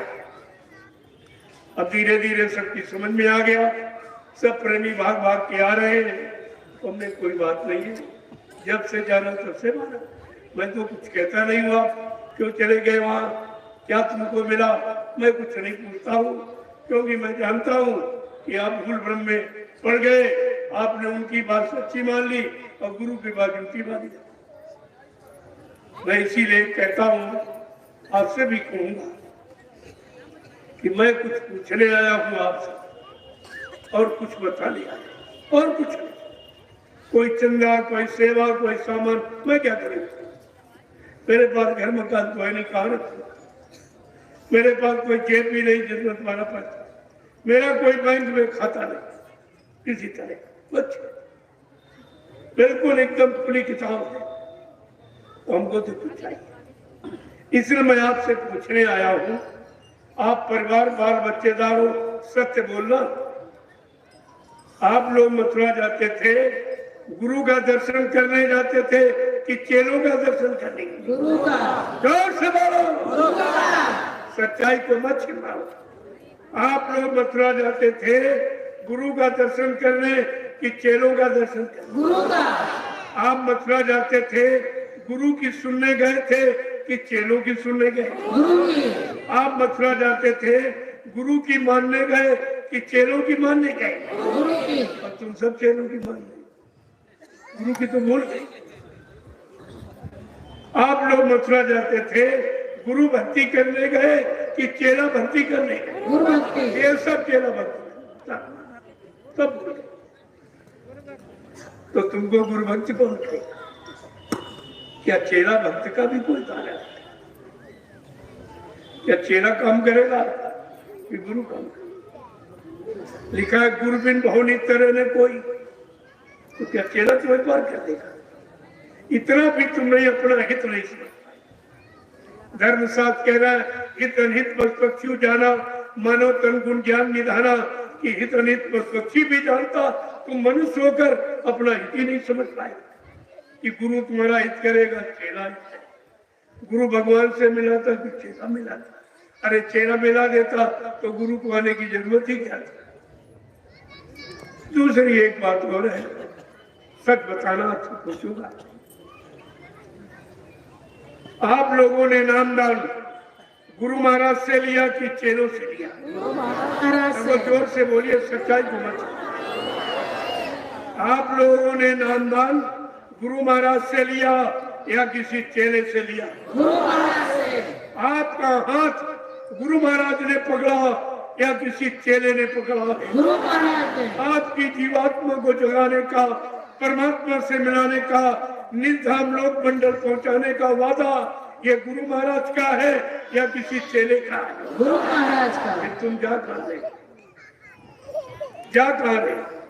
नामदान गुरु से लिया, चेला गुरु के बने, हाथ गुरु ने पकड़ा, पार करने का वादा गुरु ने किया और चले गए चेलों के। और वो चेले जिन्हें गुरु को नहीं बख्शा, तुम्हें क्या बख्श दे? अगर मैं पूरा इतिहास खोल दूं, यहाँ ऐसा ऐसे प्रेमी बैठे जिनका हार्ट अटैक हो जाएगा तो गुरु का अपमान नहीं चलेगा। इसलिए अभी नहीं, आगे सब बताऊंगा। अभी तो इशारा कर रहा हूं, आगे सब। इन जल्लादों ने वो काम किया है जो आज तक किसी गुरु भक्त ने अपने गुरु के साथ किया। आश्रम में बांधकर वो सजा दी जो चोट गए। ऐसे हत्यारों को, गुरुद्रोहियों को, गुरु का अपमान करने वालों को तुम अपना मानते हो? जो गुरु का नहीं हुआ क्या तुम्हारा हो जाएगा? जिसने गुरु को नहीं पहचाना, अरे क्या तुम्हें पहचान बताएगा गुरु की? ये सब विचार करना है। अरे बाबा जी ने पहले ही कहा था, आगे ऐसी नाजुक स्थिति बना के खड़ा कर दूंगा, फिर बच्चा कुछ दिनों के लिए तुम्हारे से दूर चला जाएगा। तुम इतनी जल्दी मुझे पहचान ली, समय पर आकर सब जानकारी दूंगा और सब पूछूंगा। ये सब आपको बताया गया, लेकिन तुम मेरा इंतजार भजन करके करते रहना। क्या किसी ने भजन करके इंतजार किया है? किसी ने एक मिनट भी इंतजार नहीं किया। कोई इधर भग गया, कोई उधर भग गया। गुरु के पास कोई वो चेले जो हत्यारे हैं, जिन्होंने अरे भाई कह दिया बाबा जी मर गए, तो हत्यारे तो है जो मृत्यु का प्रचार कर। ऐसे हत्यारों की तुम गुरुवाई मानते हो? इसलिए गुरु को नहीं बख्शा, क्या तुम्हें बख्श देगा? और सबसे बड़ा अपमान है गुरु। अगर आपसे कह दिया तुम्हारा बाप मर जाए, भाई मर जाए, पति मर जाए, बेटा मर जाए, तो आपको कैसा लगेगा? तो ये सब कहते रहे गुरु मर गया, गुरु मर गया, और आज भी कहते, और फिर भी तुम उनके पीछे दौड़ रहे। क्या तुम्हें दोष नहीं लगेगा? धर्मशास्त्र में क्या लिखा? गुरु निंदा सुने जो काना, पाप लगे गौ घास समाना। जो गुरु की निंदा अपने कानों से सुनता है, उसको गौ हत्या के बारे में पाप लगता। ये तो पाप तुम सबने किया और सब तुम मानते, सब कहते। अगर ये अभियान न चलाया गया होता तो सब तुम पाप में ही खड़े थे। बचने का कोई उपाय तुम्हारे पास नहीं था। लेकिन संत अपना बीज कभी नष्ट नहीं होने देते। वो तो किसी न किसी रूप में अपना काम आपके सामने करके दिखाएंगे और जानकारी देंगे। जो भक्त हैं वो बच जाएंगे। कहा भी था, जो भी मेरी शरण में आता आए शरण तजो नहीं ताही। जो शरण में आ जाएगा मैं उसको कभी हटाऊंगा, कभी अलग नहीं करूंगा। अब ये है जो सिद्ध इच्छा से आया, जाकी रही भावना जैसी, गुरमूर्त देखी चिंतन से। जो जिस भावना से आता है, जो धन की इच्छा से आए वो धन लेके चले जाएगा, जो मान सम्मान की इच्छा से आए वो मान सम्मान लेके चले जाएंगे, जो सामान की इच्छा से आए वो सामान लेके चले जाएंगे। लेकिन जो भक्त प्रेमी श्रद्धालु भगवान की इच्छा से आए हैं वो भगवान लेके चले जाएंगे। ये तो अपनी अपनी भावनाओं का फल है। अब इसमें कितने लोग हैं जो भगवान पाने की इच्छा करें? वही भक्त, बाकी संसारी भक्त है, भौतिकवादी भक्त। ये आध्यात्मिक गुरु के भक्त नहीं है। ये सामान सम्मान के भक्त है, गुरु के भक्त नहीं। तो आपने तो कुछ किया ही नहीं। जब कुछ किया नहीं तो लाभ कैसे मिलेगा? अब किया वो भी उल्टा किया, गुरु को बदनाम किया और मर जाना सबसे खराब होता। किसी पर कह दो और तुमको वो भी जानकारी नहीं। जब आपको मथुरा में बुलाया गया था कि बाबा जी ने शरीर छोड़ दिया, सब लोग अंतिम दर्शन करता, और शायद आप लोग गए भी होंगे, तो मैं आपसे ये पूछता हूँ कि दर्शन मिला था? सच बोलना। नहीं मिला। हिंदुस्तान के किसी प्रेमी ने बाबा जी के शरीर को मथुरा में पूरा खोल के देखा था? नहीं। क्या पूरा शरीर तुम्हें खोल के दिखाया गया? नहीं। तो तुमने मन कैसे किया? अगर कोई कहे तुम्हारा पिता मर गया और लाश न दिखाई जाए क्या बिना देखे विश्वास करोगे? बिना देखे 13वीं मनाओगे, बाल मुड़वाओगे और तुमने सब कुछ कर डाला। तुमने गुरु का के प्रति ये सब कुछ किया, बाल भी मुड़वाए, 13वीं भी खा डाली। ये तुमने सिद्ध कर दिया कि बाबा जी मर गए। ये तुमने सिद्ध किया, लिहाजा परिणाम तुम्हें भोगना पड़ेगा। अभी का आगे समय आ रहा जब सत्य का निर्णय हो, उस समय आप क्या? और जिन्होंने 5 लोगों ने झूठा प्रचार कि बाबा जी बस 5, तो मैंने इनसे कहा क्या तुम आगे आने वाले समय में अपने आप को बाबा जय गुरुदेव जी महाराज का शिष्य कहला सकोगे? तुमने तो शिष्य बनने का अधिकार भी खो दिया। तब इनकी समझ में आए। अब ये सब कहने मथुरा वाला ड्राइवर कह रहा हम तो रखवाले हैं, रखवाली कर रहे हैं, बाबा जी जिस दिन आएंगे उनको उनका सौंप दो। जो पीछे दौड़े तुम्हारा क्या होगा? तो बच जाएगा कोई न कोई बहाना करके, लेकिन तुम्हारा क्या? तुमने अपने बारे में सोचा क्या? उज्जैन वाला कह रहा वो तो मतलब नहीं, सब अपनी अपनी बात है, सब अपनी। जिस दिन गुरु महाराज आएंगे उस दिन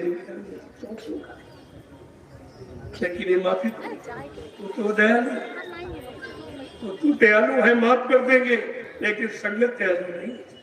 ये नहीं ये अपना एक एक रुपया सेवा का इनकी नसों से वसूल। अभी तो मैं जानकारी दे रहा हूँ आपको, अभी खोल के कहाँ कह रहा हूँ। समय आएगा जब जानकारी आप चाहे इच्छा जगेगी तो पूरा संदेश देना दूंगा। एक एक बात 3 तारीख से तक तारीख बताऊंगा। इस तारीख में एक किया, इस तारीख में एक किया, इस तारीख में क्या हिंदुस्तान में 2 ही चेला थे? एक कह रहा बाबा जी हमको वसीयत कर गए, उत्तराधिकारी बना गए। एक कह रहा बाबा जी हमको नाम पावर दे गए। क्या 2 ही चेले थे? तुम्हारा तो नाम ही नहीं रखा, तुमको तो चेला माना ही नहीं। और दोनों ने ये प्रचार किया और आज भी प्रचार कर, वो दोनों अपना प्रचार करते, लेकिन यहाँ गुरु का प्रचार है, यहाँ गुरु का प्रचार है, यहाँ अपना प्रचार मैं नहीं करता। मैंने अपने बारे में कुछ कहा ही नहीं, न पहले कभी कहा, न आज कह रहा कुछ, क्योंकि ये कहने के लिए मैं इस मंच पर नहीं बैठा। और वहां सब अपना वो कह रहा बाबा जी हमको उत्तराधिकारी बना गए, हमको वसीयत कर। तुम्हारे अंदर बुद्धि नहीं आई कि जो कह रहा बाबा जी हमको उत्तराधिकारी बना गए तो तुम्हारा मथुरा में कुछ रहा? तुम मथुरा में जाने के काबिल भी नहीं। अरे वो संपत्ति किसी एक की नहीं, वो 45 करोड़ प्रेमियों की। एक कैसे बता रहा मेरा अधिकार में उत्तराधिकारी? तुम्हें सोचना चाहिए। अब वो तो मेंबर भी नहीं, वो ड्राइवर है। ड्राइवर कभी संस्था का व्यक्ति नहीं होता, ड्राइवर कभी यानी मतलब मेंबर नहीं बनाया जाता है। वो ड्राइवर तो प्राइवेट नौकर है जो हर महीने तनख्वाह लेता, और संगत के लोग सेवादार कोई तनख्वाह नहीं। ये पहचान है, तुम्हारे अंदर भी पहचान। ड्राइवर संस्था का व्यक्ति नहीं होता और तुम मेंबर हो। तुम्हारे सबके पास नामदानी सदस्यता प्रमाण पत्र जय गुरुदेव यानी मतलब आश्रम मथुरा का तो मेंबर हो। ट्रस्ट की संपत्ति किसी की नहीं होती, वो सब संपत्ति ट्रस्ट की होती, और ट्रस्ट के जितने मेंबर हैं वो उनका प्रयोग कर सकते। तो बता रहा हमारी हमको वसीयत है, जबकि संत मत में वसीयत होती ही। संत अपना उत्तराधिकारी अपने सामने बना के सबसे प्रमाणित करके पूछ करके जाता है। तो एक बात आपसे और पूछूंगा कि आश्रम मथुरा में, बाबा जी मथुरा में, मंदिर मथुरा में है, जमीन मथुरा में है, तो क्या बाबा जी वसीयत करने इटावा गए थे? क्या मथुरा में कोर्ट नहीं था? ये सब पूछा जाएगा, ये सब पूछा जाएगा। इसलिए मैं पहले ही आपको जानकारी दे, क्या मथुरा में कोर्ट नहीं है? सब कुछ मथुरा में वसीयत इटावा की, वो भी नकली। इसका ड्राइवर का बाप दूसरा में था, वहां वकील था इटावा, लेकिन झूठ बोला वो भी मर गया, वो भी चला। झूठ बोला, नकली वसीयत बना के दी, वो भी चला। धीरे धीरे सब एक बचा है, वो भी 100 से 12 चले तो सब। मैंने शुरू में कहा, जिन्होंने कहा कि बाबा जी मर गए, तुम देखते जाना, तुम्हारे सबके सामने ये सब मुर्दा ही होते चले जाएंगे। 5 मर गए, एक बचा। इन्हीं 5 बंद की दीना थी, इन्होंने झूठा प्रचार किया था। कहीं कुछ भी बाबा जी ने कहा भी था, लेकिन आप उनके वचनों को भूल गए, तभी आप शंका संदेह में फंस गए और इन लुटेरों ने तुम्हारा फायदा उठा लिया, इन्होंने आपको लूट लिया। बाबा जी ने कहा था, अच्छा आगे ऐसा गेम फंसा दूंगा, ये टूट जाएगा, हिंदुस्तान में कोई निकाल नहीं पाएगा, फिर इसमें बड़े बड़े मगरमच्छ फंस जाएंगे, ये बचेगा कोई नहीं जो फंसे।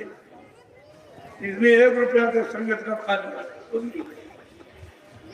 क्या कहा था बाबा जी, बच्चा ये संगत का धन जहर है, ये प्रेमियों ये मेरे लिए प्रेमी देते हैं, तुम हजम नहीं कर सकते। अगर तुमने परिवार में खर्च कर दिया तो तुम्हें भारी नुकसान उठाना पड़ेगा। कोई बच्चा लंगड़ा लूड़ा हो जाए, कोई अंधा हो जाएगा, दूंगा, ये सब संपत्ति तुम्हारी बर्बाद, तुम्हारी लेके भी निकल जाएगा। ये गुरु का धन आप बर्दाश्त करो, जो हाथ से उठा के गुरु दे दे वो तो यानी आपके लिए बरकत बन जाएगी, लेकिन चोरी से, गुरु से कपट, संगत से चोरी की वो निर्धन की वो कोढ़ी, ये सिद्धांत ये तो भोगना ही पड़ेगा। ये सब पहले ही बता दिया था। कहा बच्चा आगे ऐसी नाजुक बना के खड़ी कर दूंगा स्थिति, और एक छोटी सी लीला, छोटा सा खेल खेलूंगा। मेरे छोटी सी लीला खेलकर तुम विभ्रमित मत हो जाना, भजन करके मेरा इंतजार करना। ये सब पहले ही बता दिया गया, लेकिन कोई प्रेमी 10 साल का नामदानी, कोई 15, कोई 25, तो संदेश सब पहले दिया गया। 10 जुलाई 1952 से सुनाया जा, तुम तो बीच में जाके बैठ के चेला बन गए। तुम ये भी नहीं मानो बाबा जी ने पहले क्या कहा था, क्या क्या इशारे किए, क्या क्या वादे किए, क्या क्या प्रतिज्ञा की है। आपके तो आपने देखा क्या भविष्यवाणियां थी, क्या तो किसी को नहीं मालूम। तभी बेचारे वो भी धोखे में रहे। ड्राइवर पे 2.5-3 साल, ये कौन सत्संगी, इसे ना वो सत्संगी है, ना नामदानी है, ना शाकाहारी है, ना संस्था का मेंबर, न कभी 1 रुपया सेवा दी, ना एक डलिया मिट्टी उठाई। वो कह रहा हम वसीयत कर, बिल्कुल सब झूठा प्रचार। और तुम उसी में आ गए। तुमने नहीं पूछा कि तुम मेंबर हो कि नहीं। मेंबर को अधिकार होता है वो संस्था का काम कर सकता, जब तक किसी पद की सत्यता जाहिर नहीं होती तब तक वो काम कर सकता। ये दोनों मेंबर नहीं, ना उज्जैन वाला मेंबर है और ना ये ड्राइवर मथुरा वाला मेंबर, ये दोनों अवैध है। इसलिए इनको निष्कासित कर दिया गया कि बाबा जी जीवित, तुमने कोई प्रमाण सिद्ध नहीं किया है, ले जा भी तो जेल डालो, ये तो जेल जाने की तैयारी।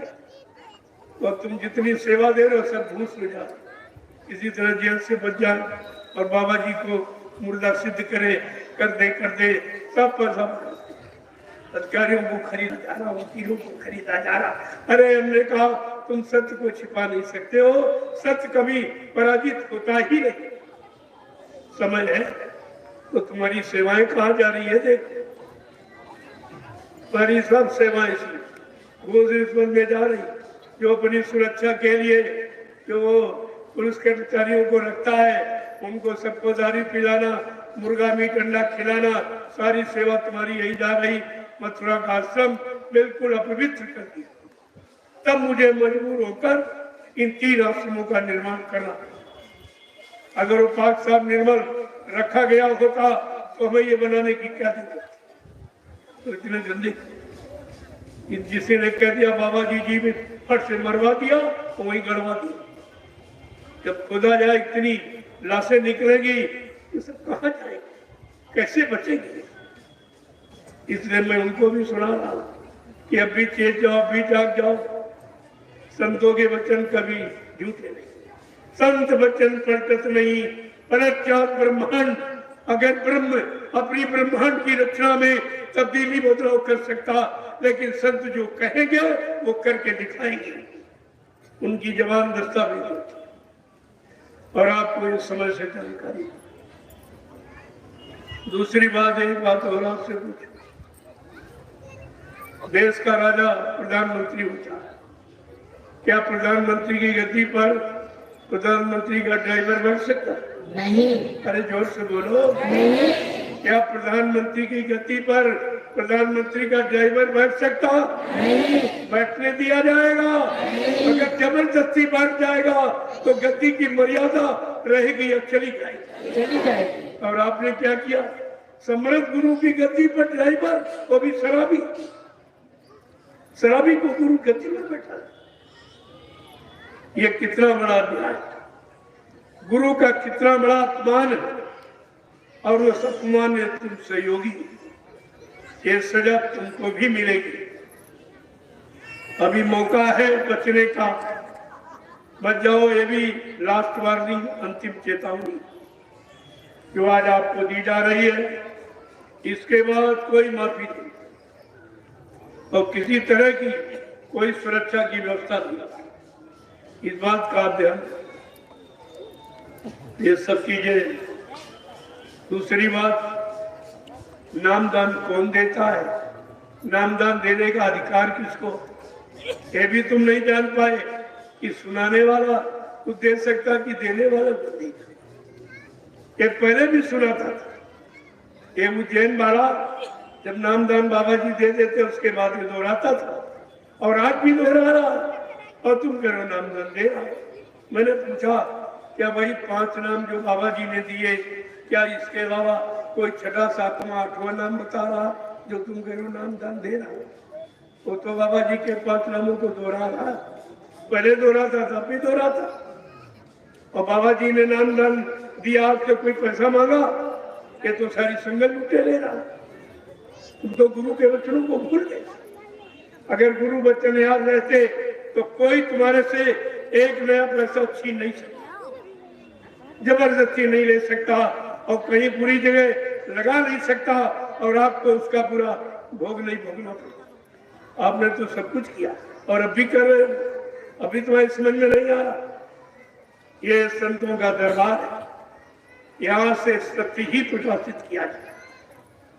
कोई कहे न कहे, माने न माने, हम इसके लिए नहीं आए कोई कहे या कोई माने। मनाने के लिए तो कुदरत तैयार खड़ी, वो सबको मना ली। आगे ऐसा समय आ रहा है, सबको मानना पड़ेगा। और जय गुरुदेव प्रभु नाम का झंडा, ये किसी आरटी पार्टी का झंडा नहीं, किसी स्वार्थ लोभ लालच का नहीं, किसी दल समुदाय का नहीं, ये संपूर्ण मानव जाति का झंडा जय गुरुदेव नाम पर, ये प्रभु परमात्मा के नाम का झंडा। और एक दिन झंडे के नीचे सबको आना पड़ेगा। मैं एक चैलेंज के साथ कह रहा हूं, आप सुन लीजिए। ऐसा समय आ रहा तुम्हारे काले कारनामे और कुकर्मों के द्वारा, ऐसा समय आ रहा है कि सबको ये मानना पड़ेगा कि सत्य कहाँ, न्याय कहाँ है, धर्म कहाँ है, मानवता इंसानियत कहाँ है, प्रेम प्यार मोहब्बत सेवा दया सदाचार परमात्मा की यादगार कहाँ है, ये आपको मानना पड़ेगा।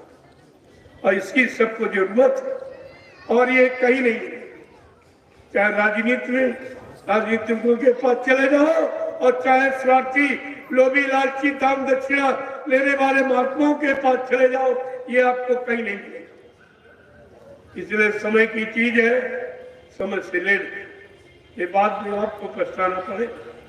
मेरे पास इतना समय नहीं होगा, मैं बार बार आपके पास, जो हिंदुस्तान बहुत बड़ा है, मैं अकेला, कोई ये बात कहने के लिए तैयार नहीं। अच्छी सच्ची बात कोई कहने के लिए तैयार नहीं है। सबको डर लगता है, सबको भय है, लेकिन अच्छी सच्ची न्याय की बात कहने में हमें कोई तो मेरा कोई स्वार्थ नहीं निजी, और न मैं किसी से कुछ मानता हूं, न मैं लेता हूं। आप जबरदस्ती के जो ले लो तो मैं आपका नए निशान में लगा दूंगा, आप चल के देख लीजिए। तुम्हारी एक एक पाई वहां लगी, मैं सब जानकारी आपको रख दी। अब नामदान कौन देता है ये भी समझ लो, तुम्हारी ये भी शंका निकल जाए। सर्वप्रथम कबीरदास ने साहब नाम जगाया, तब नामदान की उनको देना था।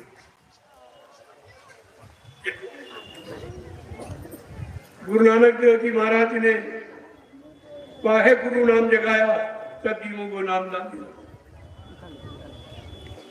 अच्छी बात। बाबा जी ने जय गुरुदेव नाम जगाया, तब जीवों को नामदान देना शुरू।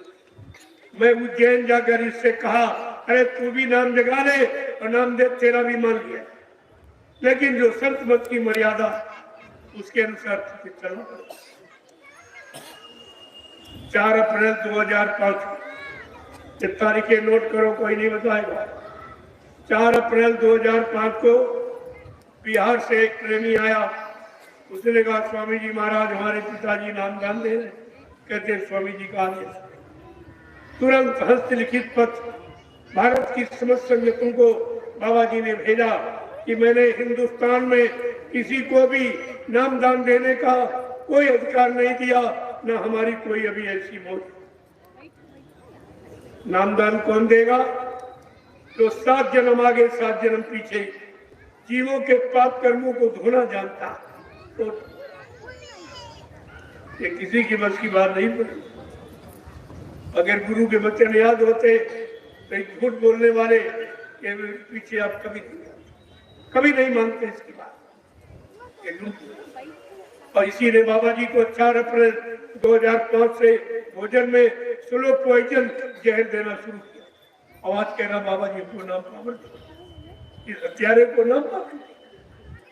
आपको विचार करना चाहिए, और ये कोई नहीं बताएगा, ये राज नहीं कोई खोलेगा, क्योंकि सबको पैसा चाहिए, सबको तुमसे पैसा चाहिए, हमको तुम्हारी जरूरत है। कितना अंतर? हमको भारत के समस्त प्रेमियों की जरूरत और इनको दोनों को प्रेमियों से पैसे की जरूरत।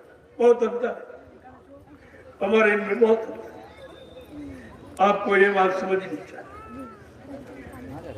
तो कहीं शिवदयाल सिंह महाराज ने राधा स्वामी नाम जगाया, तब जीवों को नामदान देना शुरू किया। अरे जो नाम जगाता है वो नामदान देकर जीवात्मा को जगा सकता, परमात्मा से मिला सकता, लेकिन सुनाने वाले, अगर सुनाने वाले की बात कहो तो बाबा जी से गत 10 साल के बच्चे ने नामदान सुना तो भी सुना देगा।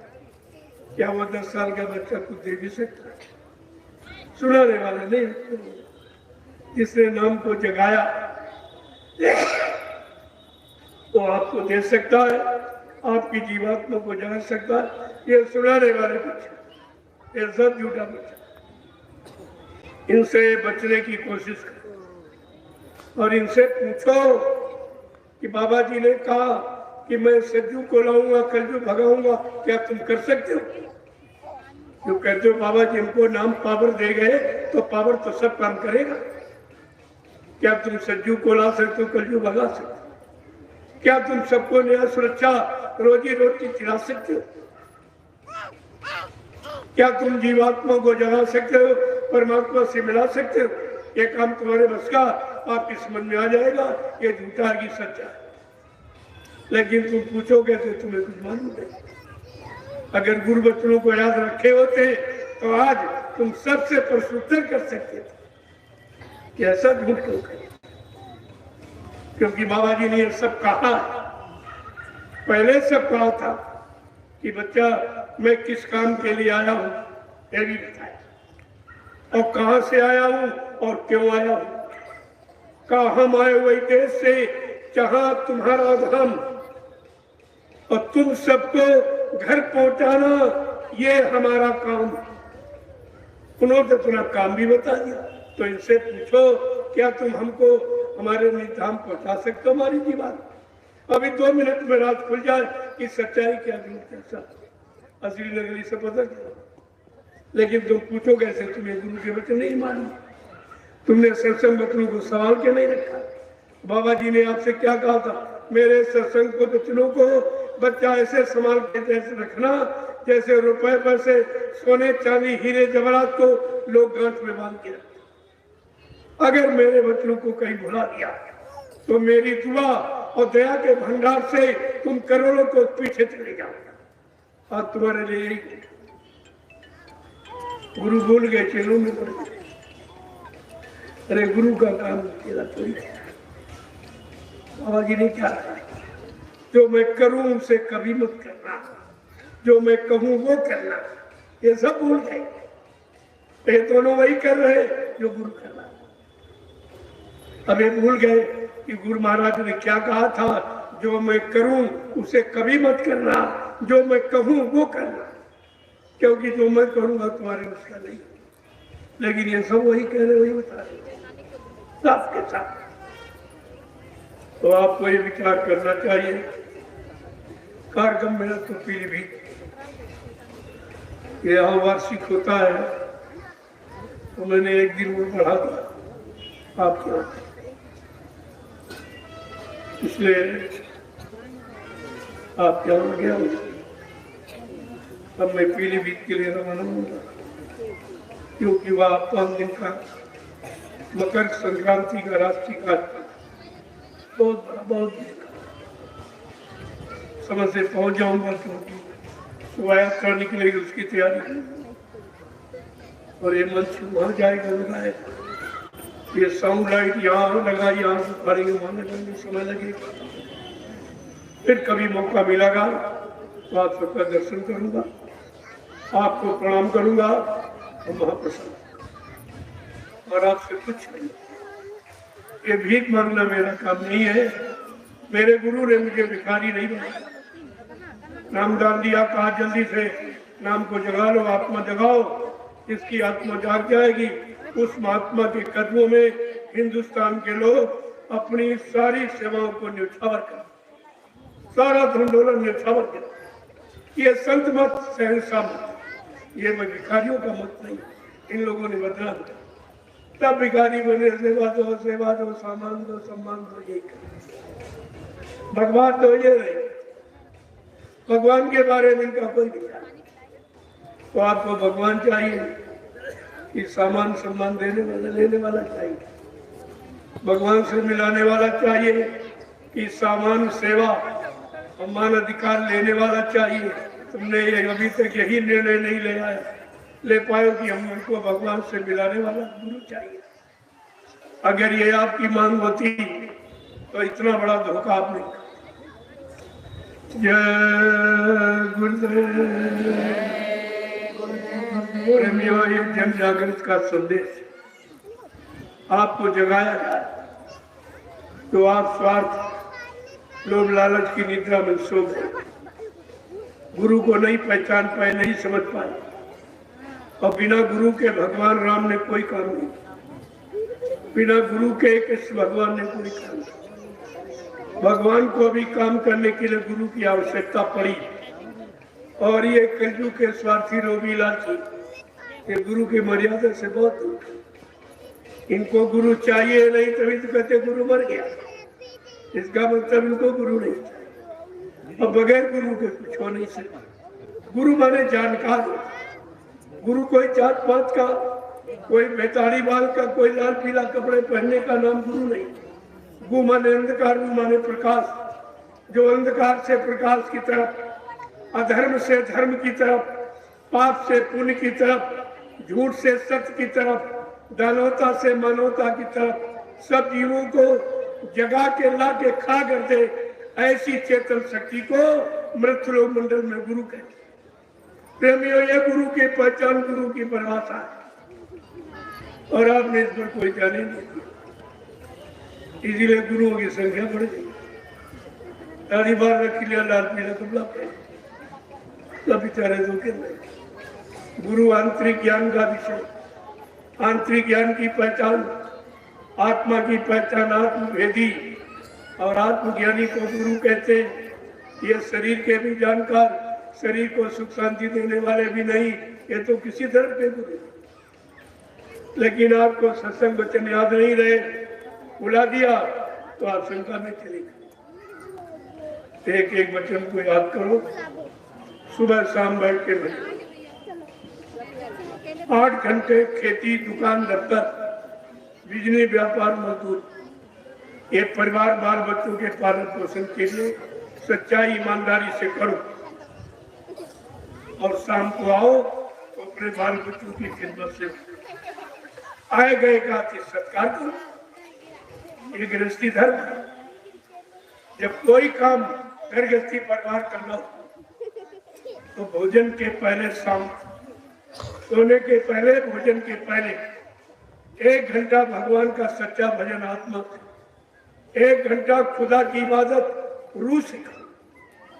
जिस्म शरीर से नहीं, रूह से, क्योंकि जिस्म तो आपने गंदा कर दिया, जवान भी आपने गंदी कर दी, शराब पीकर, मुर्गा मीट अंडा खाकर, निंदा आलोचना बुराई करके, ये तो आपने गंदे कर रखे। अब जवान की इबादत कबूल नहीं, जवान से कोई प्रार्थना कबूल, इसीलिए आपकी सुनी नहीं जा रहा, कोई आ भी नहीं रहा। कहा दो भी मिलते हैं, न कोई देवी मिली, न देवता मिला, न भगवान खुदा का कोई नहीं मिला, गंदी जबान से चला। इसलिए रूह से इबादत कहते हैं, खुदा की इबादत। जिस्म जिस्मानी मस्जिद खुदा की है, रूह से कर इबादत सुबह शाम तू रहम करना, ये रहमान का हुक्म है, बिना इसके खुदा दर्श पाना नहीं। अगर खुदा का दीदार करना चाहते हो तो पाक साफ रखो। हुजूर पैगंबर मोहम्मद साहब ने मुसलमानों को संदेश देते हुए कहा, ये जिस्म खुदा की इबादत के लिए मिला, अगर तूने इसको गंदा कर दिया, 1 बूंद शराब पी डाल दी तो मजहब से काट दी, 1 कतरा अगर मांस का खा लिया तो खुदा से जुदा हो जाएगा। ये बेचारे अनजान मोहम्मद साहब की भी बात नहीं मानी, ये भी बोल गए कि जवान के स्वाद के लिए खुदा के बनाए कितने जीवों को मारा काटा सताया आपने, ये तो सजा आपकी बनी गई, क्योंकि तुम कोई जीव बना नहीं सकते।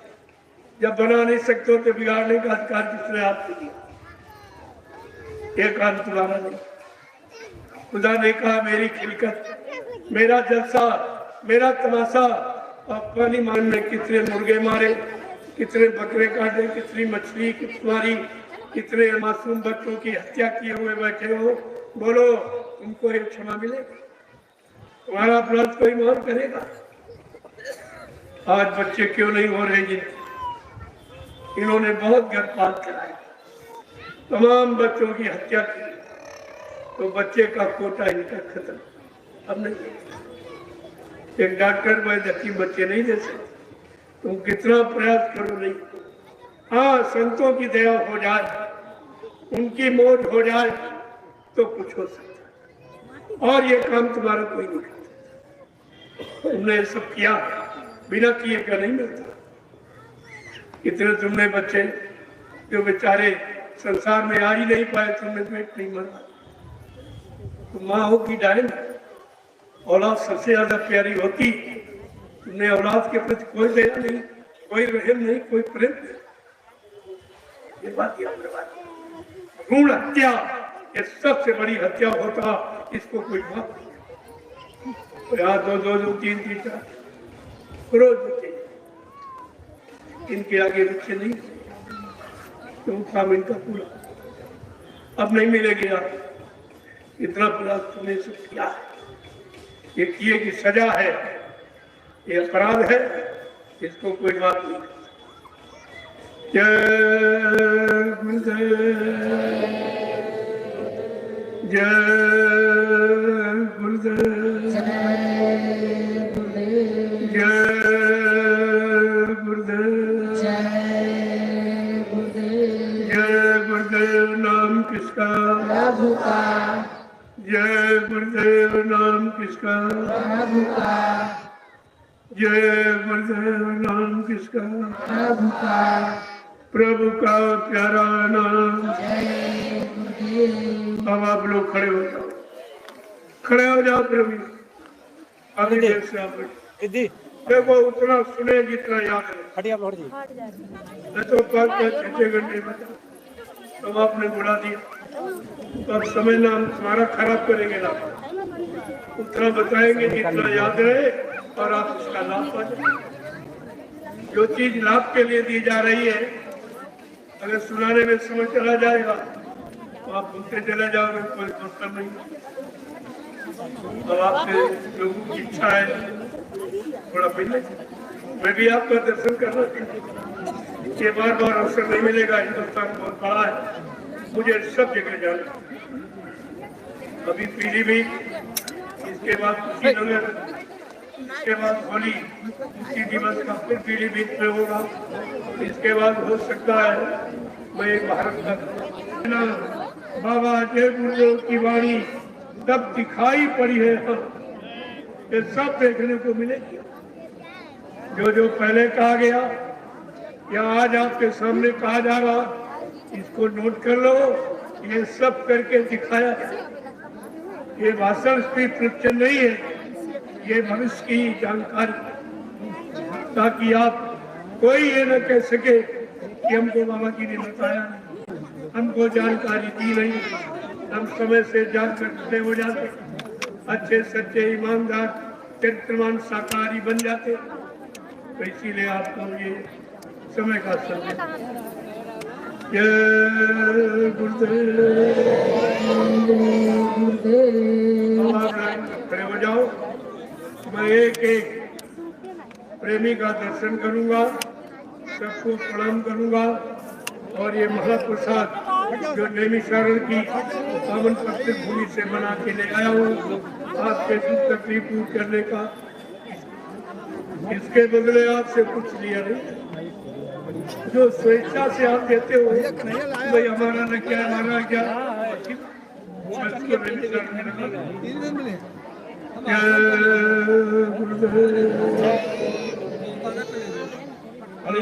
ले लीजिएगा तो बाहर रखी है, भरी मिल जाएगी। हाँ भरी रखी है। वो शांति के कोई अच्छी चीज ली जाती है प्रेम शांति शालीनता के साथ। ये चीज किसी ने आज तक आपको दी नहीं, न ये संदेश दिया होगा और न ये महाप्रसाद बीमारियों से बचने का कोई बना।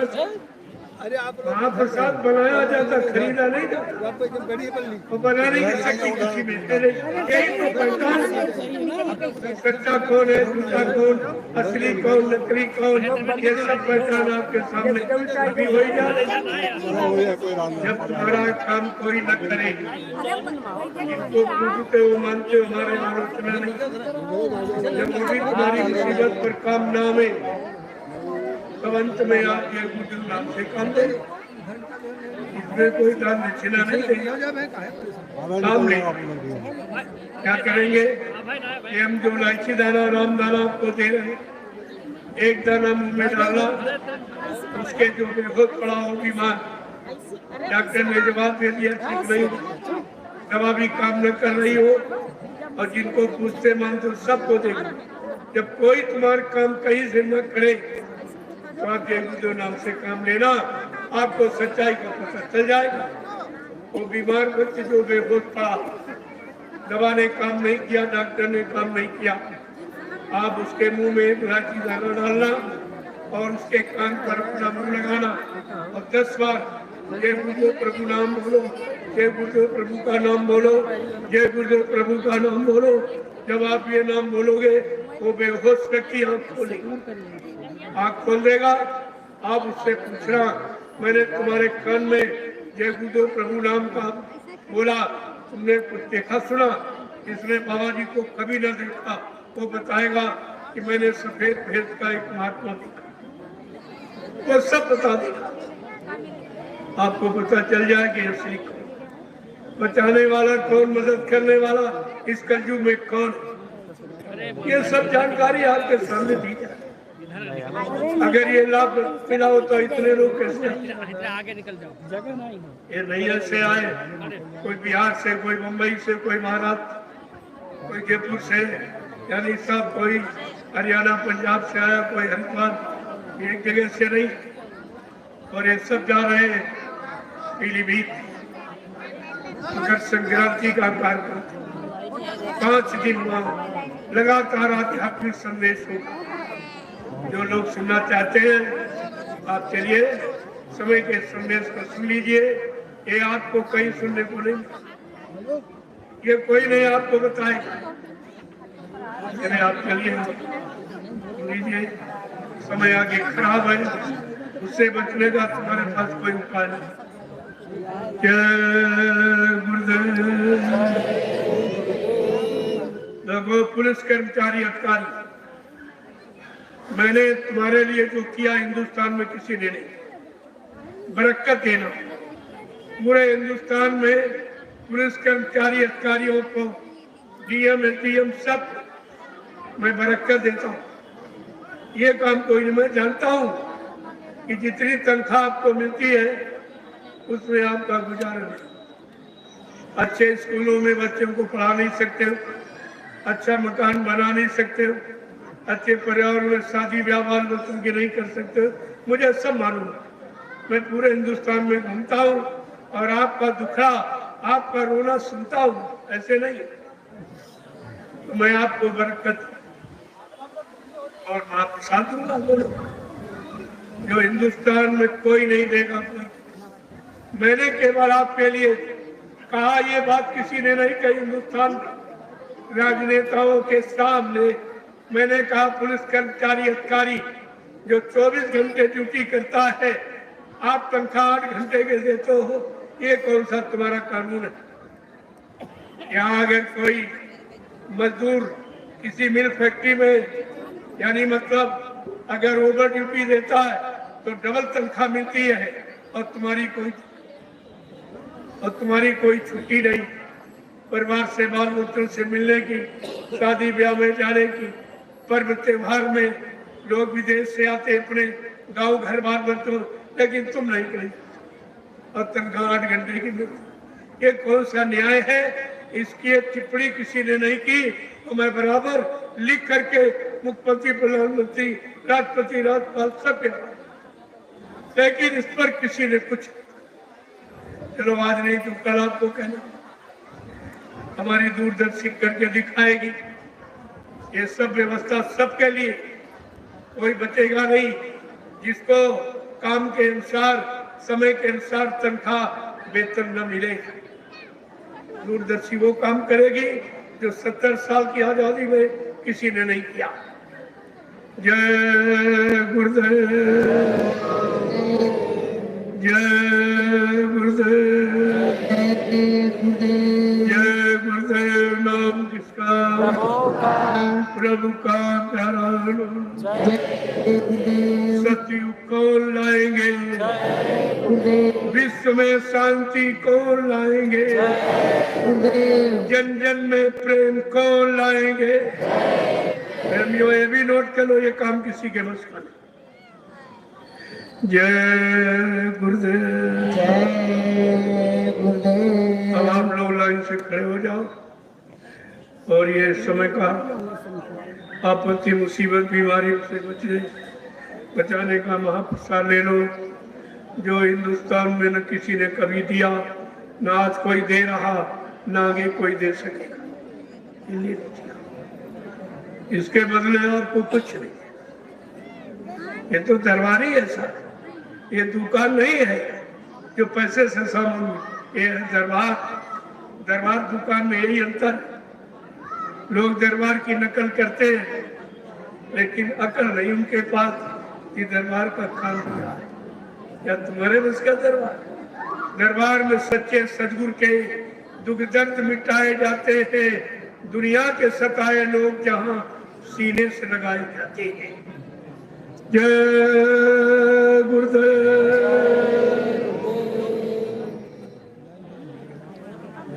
देखो, कहने बोलने में कोई त्रुटि गलती हो गई हो तो आप सब लोग हमें छोटा समझ कर क्षमा करते रहेंगे।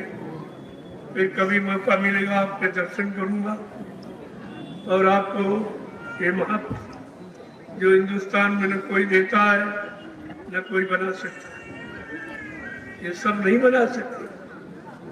आप पूछो उनसे प्रसाद बना सकते, बनाने की शक्ति तुम्हारे पास है तो आपको तुरंत पता चल जाएगा कि नकली और असली, दरबार असली है कि दुकान असली। जय गुरुदेव।